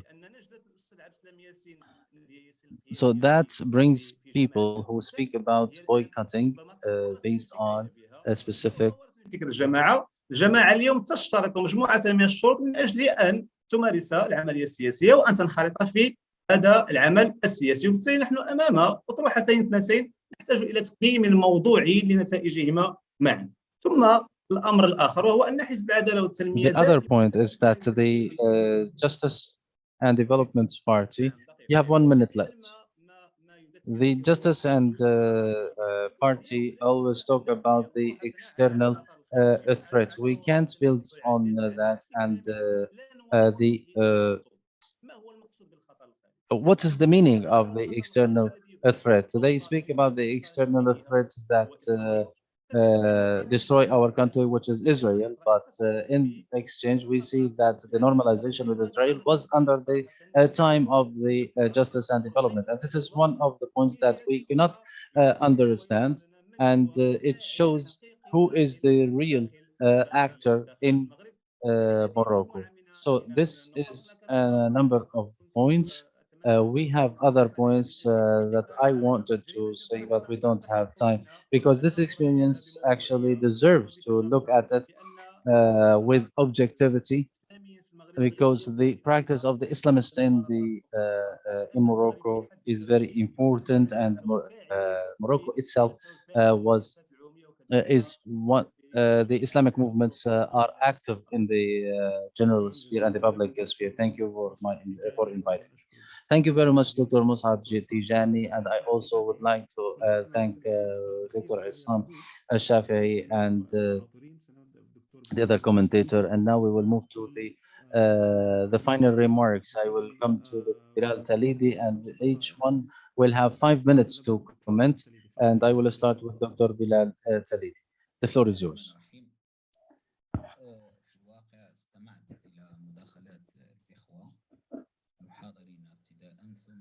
I would like to thank all the speakers and commentators. Actually, it's hard to comment on all the discussions and points that were made, but I will make a few final remarks on academic points and those related particularly to my paper. The dear brother, Dr. Isam Abdel-Shafi, posed a pivotal and accurate question when he mentioned and criticized objectively in relation to the external factors and their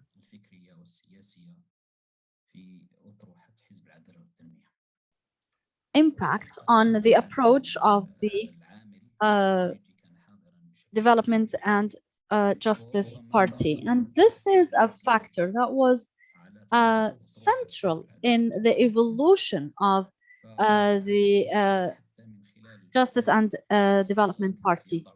The party, even in the formulas within its propositions, whether in the democratic struggle or the participation or partnership, there is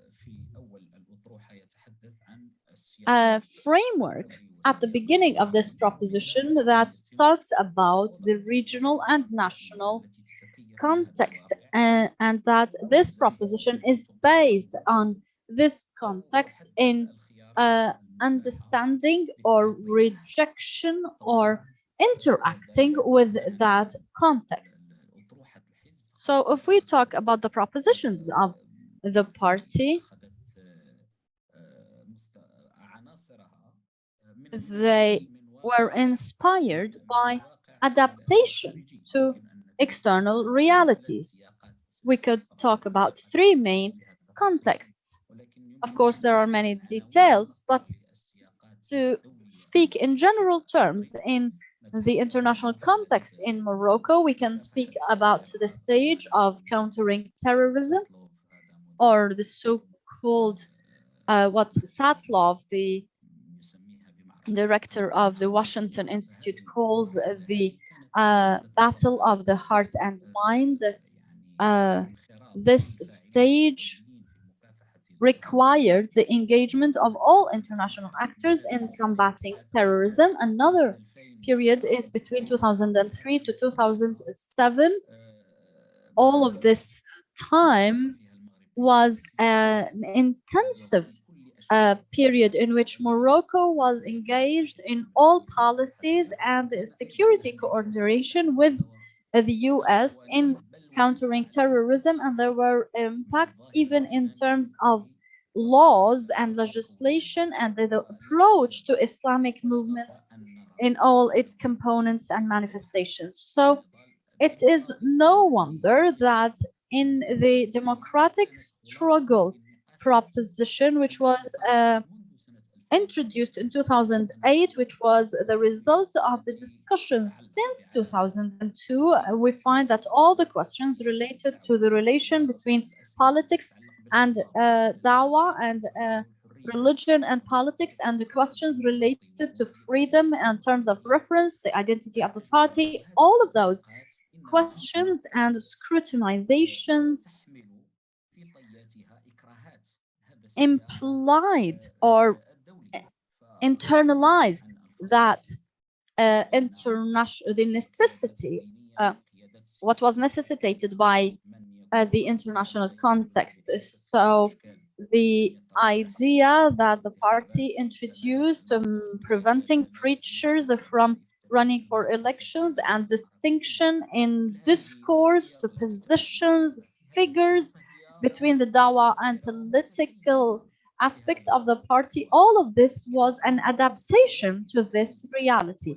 If we look at this other context, which was with the initiative of the promotion of democracy and the support of democracy in the Arab world under the Democrats, and it was this stage that encouraged improvement of the positioning and proposing the idea of democratic struggle as a central pathway for the Justice and Development Party. And this phase may be said to have continued until 2009 and probably 2010, just before the Arab Spring, because in Morocco in 2009 we had some precursors for relapses and in democracy and the single party, etc. So this issue was reflected on the propositions of the party, not only in terms of the terminology used in terms of the terms of reference or the approach, but at all levels of political battles. The third context, which I personally don't see how it can be named except to use the king's words when he talked at the Gulf Moroccan summit, when he talked about the international context being one of targeting sovereignty and ensuing and inciting division and separation. I believe in that context, the best answer was the proposition of partnership with the governance and improvement and strengthening while maintaining an attitude of reform and maintenance of stability. Today, the international context has changed drastically, and democracy is no longer an important element in this context, nor is stability itself. There are other propositions and attitudes towards this stability. And today, the Islamic movement and the Development and Justice Party are in crisis because of their failure so far to read properly this new international context, nor was it able to read into its own experience and the reasons for its failures and achievements and successes and the challenges implied in the regional and international context, and how a formula can become about in order to accommodate for all of those factors. Thank you so much, Dr. Bilal. Now the floor is with Dr. Abdel Ali. Thank you, Dr. Isam. I would like to thank the commentators for their very important remarks. I will choose a few to respond to. Dr. Isam actually mentioned a very important question in relation to the point of those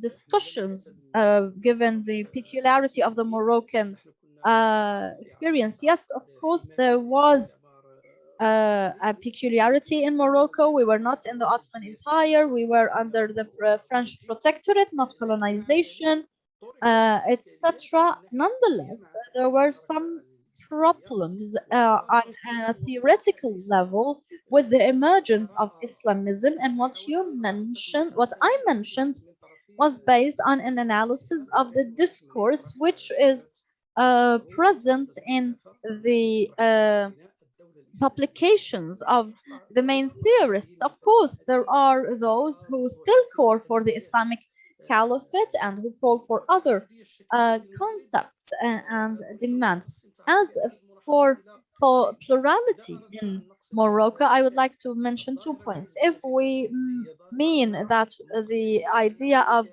political parties in Morocco are different from the experience in Europe, where they came from democracy and parliaments.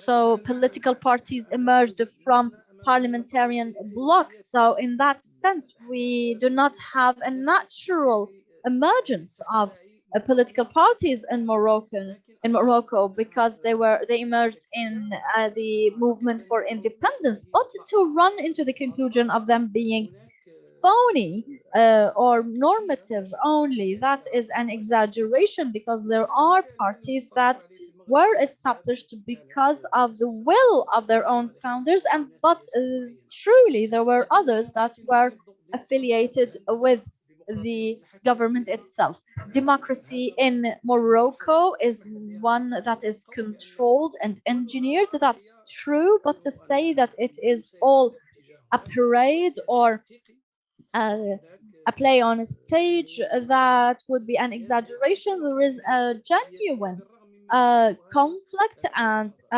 tension and political life. So the hegemony of the monarchy and monarchy institution does not mean that it is able to, and the royal institution does not mean it is able to control all the aspects, because the monarchy was Muhammad al-Khamis was part, the fifth was part of the countering the colonialism, and they have this historical legitimacy in addition to their lineage to the Prophet Muhammad, and also all the positions given to the royal institution have not been only legitimate but also enshrined in the constitution. We are struggling for a democratic monarchy, which means for this symbolic existence of the royal institution to coexist with a genuine democratic practice, which does not mean that everything that the king wants would be enforced because that would annul democratic practice. As for democratic, there are some people who call this hybrid democracies. For me, I also separate between soft authoritarianism and violent authoritarianism. In Morocco, we are still working within a relatively rational political frame of work, away from violence, or like in other countries.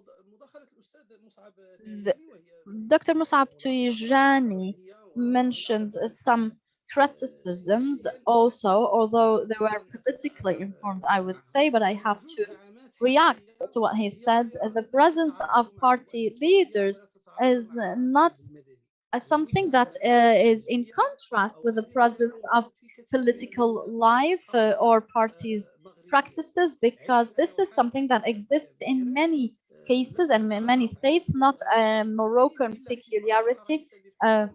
For example, the prime minister was not known as the secretary general of the party until 2008,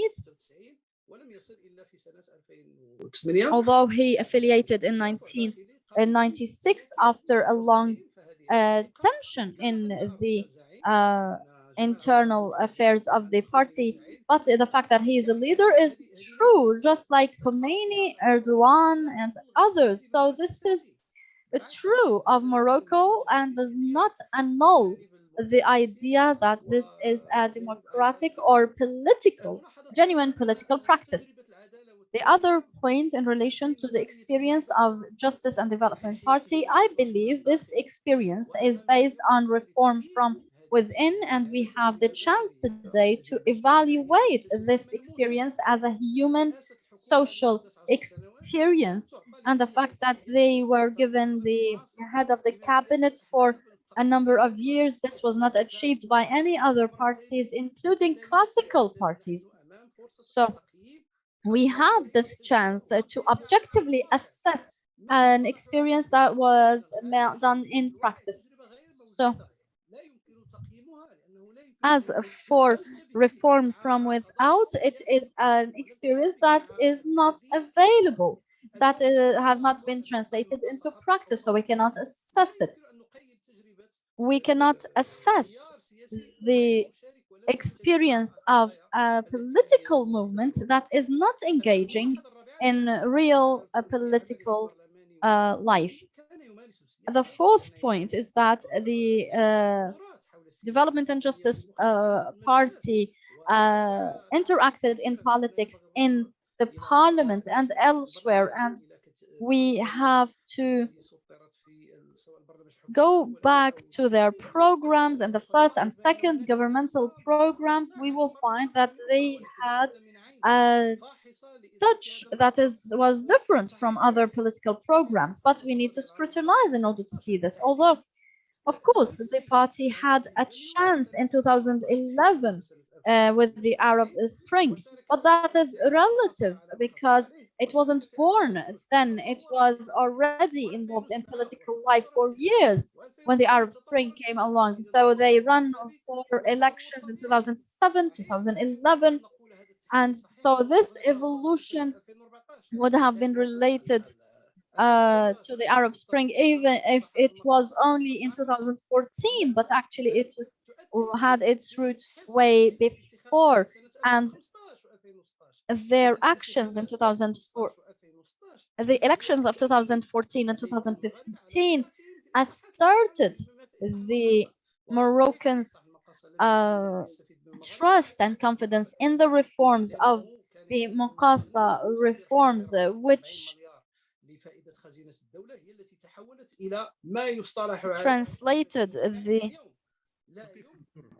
translated those reforms into what we now call the social state reforms, in which the budget of the state would benefit from additional resources from the haves rather than have-nots.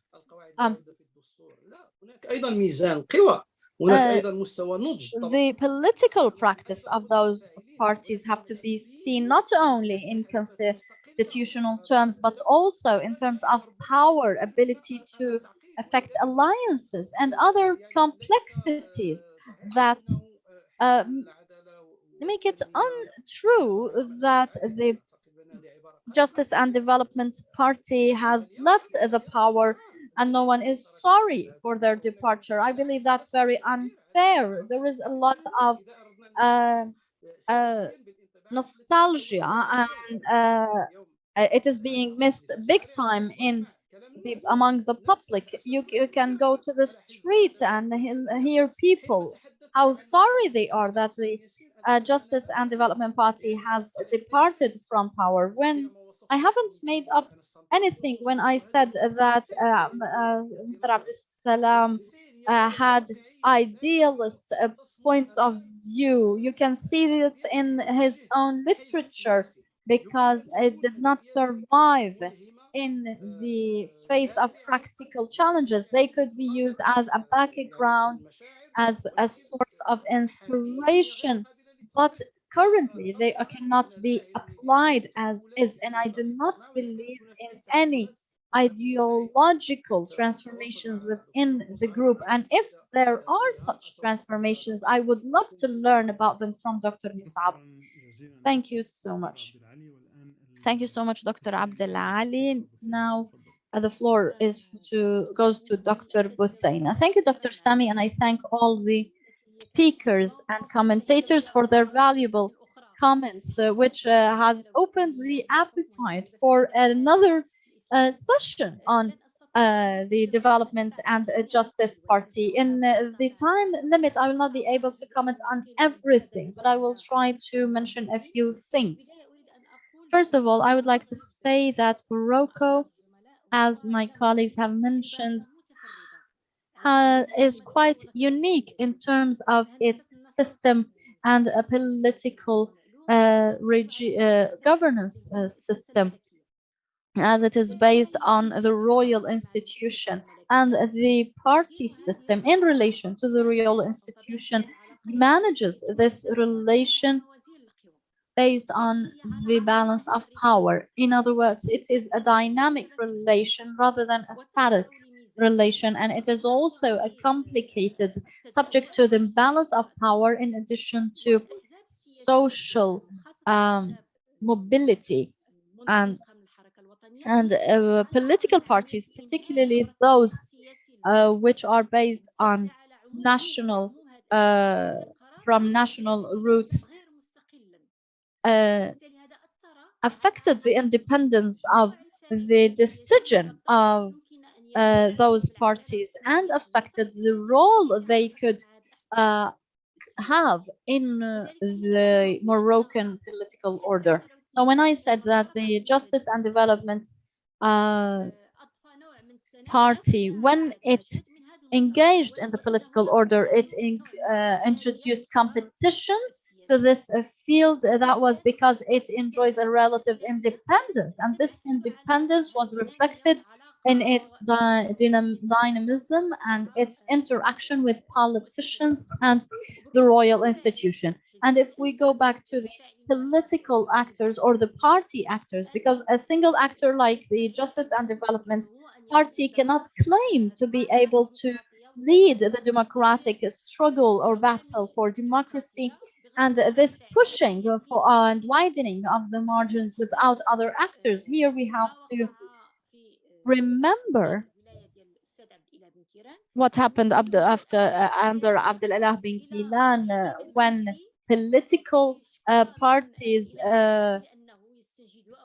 went for a royal arbitration, complaining about Abdel Elah bin Tilan because he often cited the king or invoked the royal authority for his decision making. So the complaint was made to the royal institution to arbitrate among those political parties, and this reflects the nature of the political elite from which those political parties are made. They are living under the Constitution of 1999 and have not accommodated or understood the new understanding of the 2011 constitution. This takes me to another point. Why, if this party has introduced a sort of dynamism and competition to the political order, why did they have this setback? I believe this setback, or that the Justice and Development Party had succeeded in its first time in office very much because of its political role and its interaction with citizens, while in its second time in office, and sorry, those successes were very clear in the unprecedented results in the elections of 2015 and 2016, despite the mechanisms used, for example, using the marches through which some actors or parties tried to mobilize against the Justice and Development Party, yet it managed to win over many of the seats given the reforms it has installed in economic terms.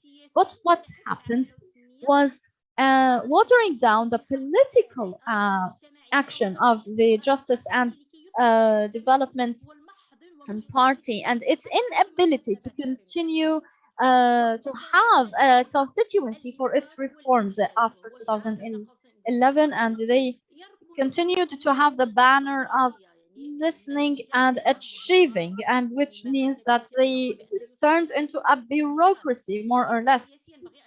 A political party has to take the role of mobilization and interacting with society in relation to the reforms that they wanted to adopt. The other issue in relation to this point, which is the exhaustion of management, because for the first time, a political party in Morocco, and I believe even in the Arab and Islamic world, an Islamic party is able to take over the government for 2 successive terms. In Morocco, we had never had one party take 2 successive times in office, or 2 terms. So this only goes to establish the credibility, but also shows that they were exhausted by those 2 successive terms. And in addition to what was called the pockets of resistance, in addition to the electoral control, which are the mechanisms and tools used very smartly to control the outcomes of elections, so that it looks like the elections were just and fair, but there were some techniques that were used in 2021. I believe the elections need to be scrutinized in that sense. The other point in relation to the party and its identity, has it lost its identity in relation to its approach? I believe that the Justice and Development Party did not slip into what you called pragmatism, but it maintained its good relations with other political parties, and it maintained its own character, and it effected an alliance based on its governmental program. Its identity was continued to persist, but the changes were related to the nature of political dynamics and the developments. And the mistakes pointed out by Mr. Musab, I don't believe were related to individual conduct, but they are related to they are related to the private lives of some of the leaders, and not to their management of public affairs. So this approach reflected even at the level of partisan leaders. So it was not never proven that they have been accused of any infringements against public interests. You have 1 minute, and I hope you touch on normalization. The political affairs in Morocco are subject to some structural considerations. The Justice and Development Party does not see its progression as vertically ascending, but it is dynamic and interactive with the balance of power with society, and the state has its own considerations. So there are those social dynamics through which all political parties and even the civil society organizations and the human rights organizations have to take their part. Unfortunately, now we have a stagnation, if not a relapse, of human rights and freedoms and democracy. And this requires a sort of a reaction to push forward for more democratization, and only then can we talk about complementing the democratic transition. And the question would be, at that case, would the Justice and Development Party have a role in this transition? Would it regain its momentum after its exhaustion after 2 terms in office? This remains to be seen in the developments of the Moroccan political sphere. In 1 minute, do you have any explanation of the issue of normalization with Israel? I believe this is the question of the state. It is a state question. And so the Development and Justice Party, when normalization was linked to the national question, the party was unable to establish a stance or a position, and it went into a silence that took it to the point of signing off on this. And I believe that at that point they should have invoked the article of the Constitution which refers this matter to the Parliament in relation to, or they could have resigned as a Secretary General from the of the party and maintain his governmental office in order to dissociate the party from that action. Thank you so much. The final comment, Dr. Salman. I thank all the speakers and commentators. Let me say practically, let's speak relatively speaking. This foundation has enabled us to enable and to assess and evaluate an Islamic experience that was quite rich, whether we like it or not. It was able to accommodate for international, external, and internal factors that were not always conducive for Islamic movements. In that sense, I would say that there were 6 parameters that the Islamic movement need to reconsider. The first is the accommodation of the logic of modern state, in the sense of accommodating it and understanding it, not being swallowed and obliterated by it. The second is also the reformist identity in relation to the religious or Islamic terms of reference, particularly with the tension in the lines of thought in its relation to political practice is so much visible in issues related, or that issues that people see as something related to a moral standing that they expect from the party towards issues related to the identity or to certain constants or principles. Another level is also the reform efficiency. This is important in terms of the reform efforts of the party in the day-to-day life of the people, and then in understanding the way authority works and its mechanisms are used, and then reconsidering the essential function, or in other words, the relation between civil society and political sphere.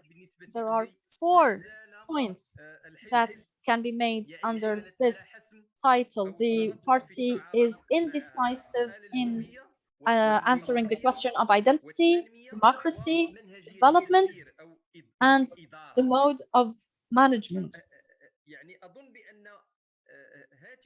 So I believe that those parameters are sometimes become more prominent and sometimes less prominent in political management terms. So how can this party accommodate or adapt between reconcile between its identity and its political practice and the change or structural changes it requires in development terms? مصفوفة الممكن والمتاح. I believe this is related to the levels of what's possible, what is needed, and what is necessary.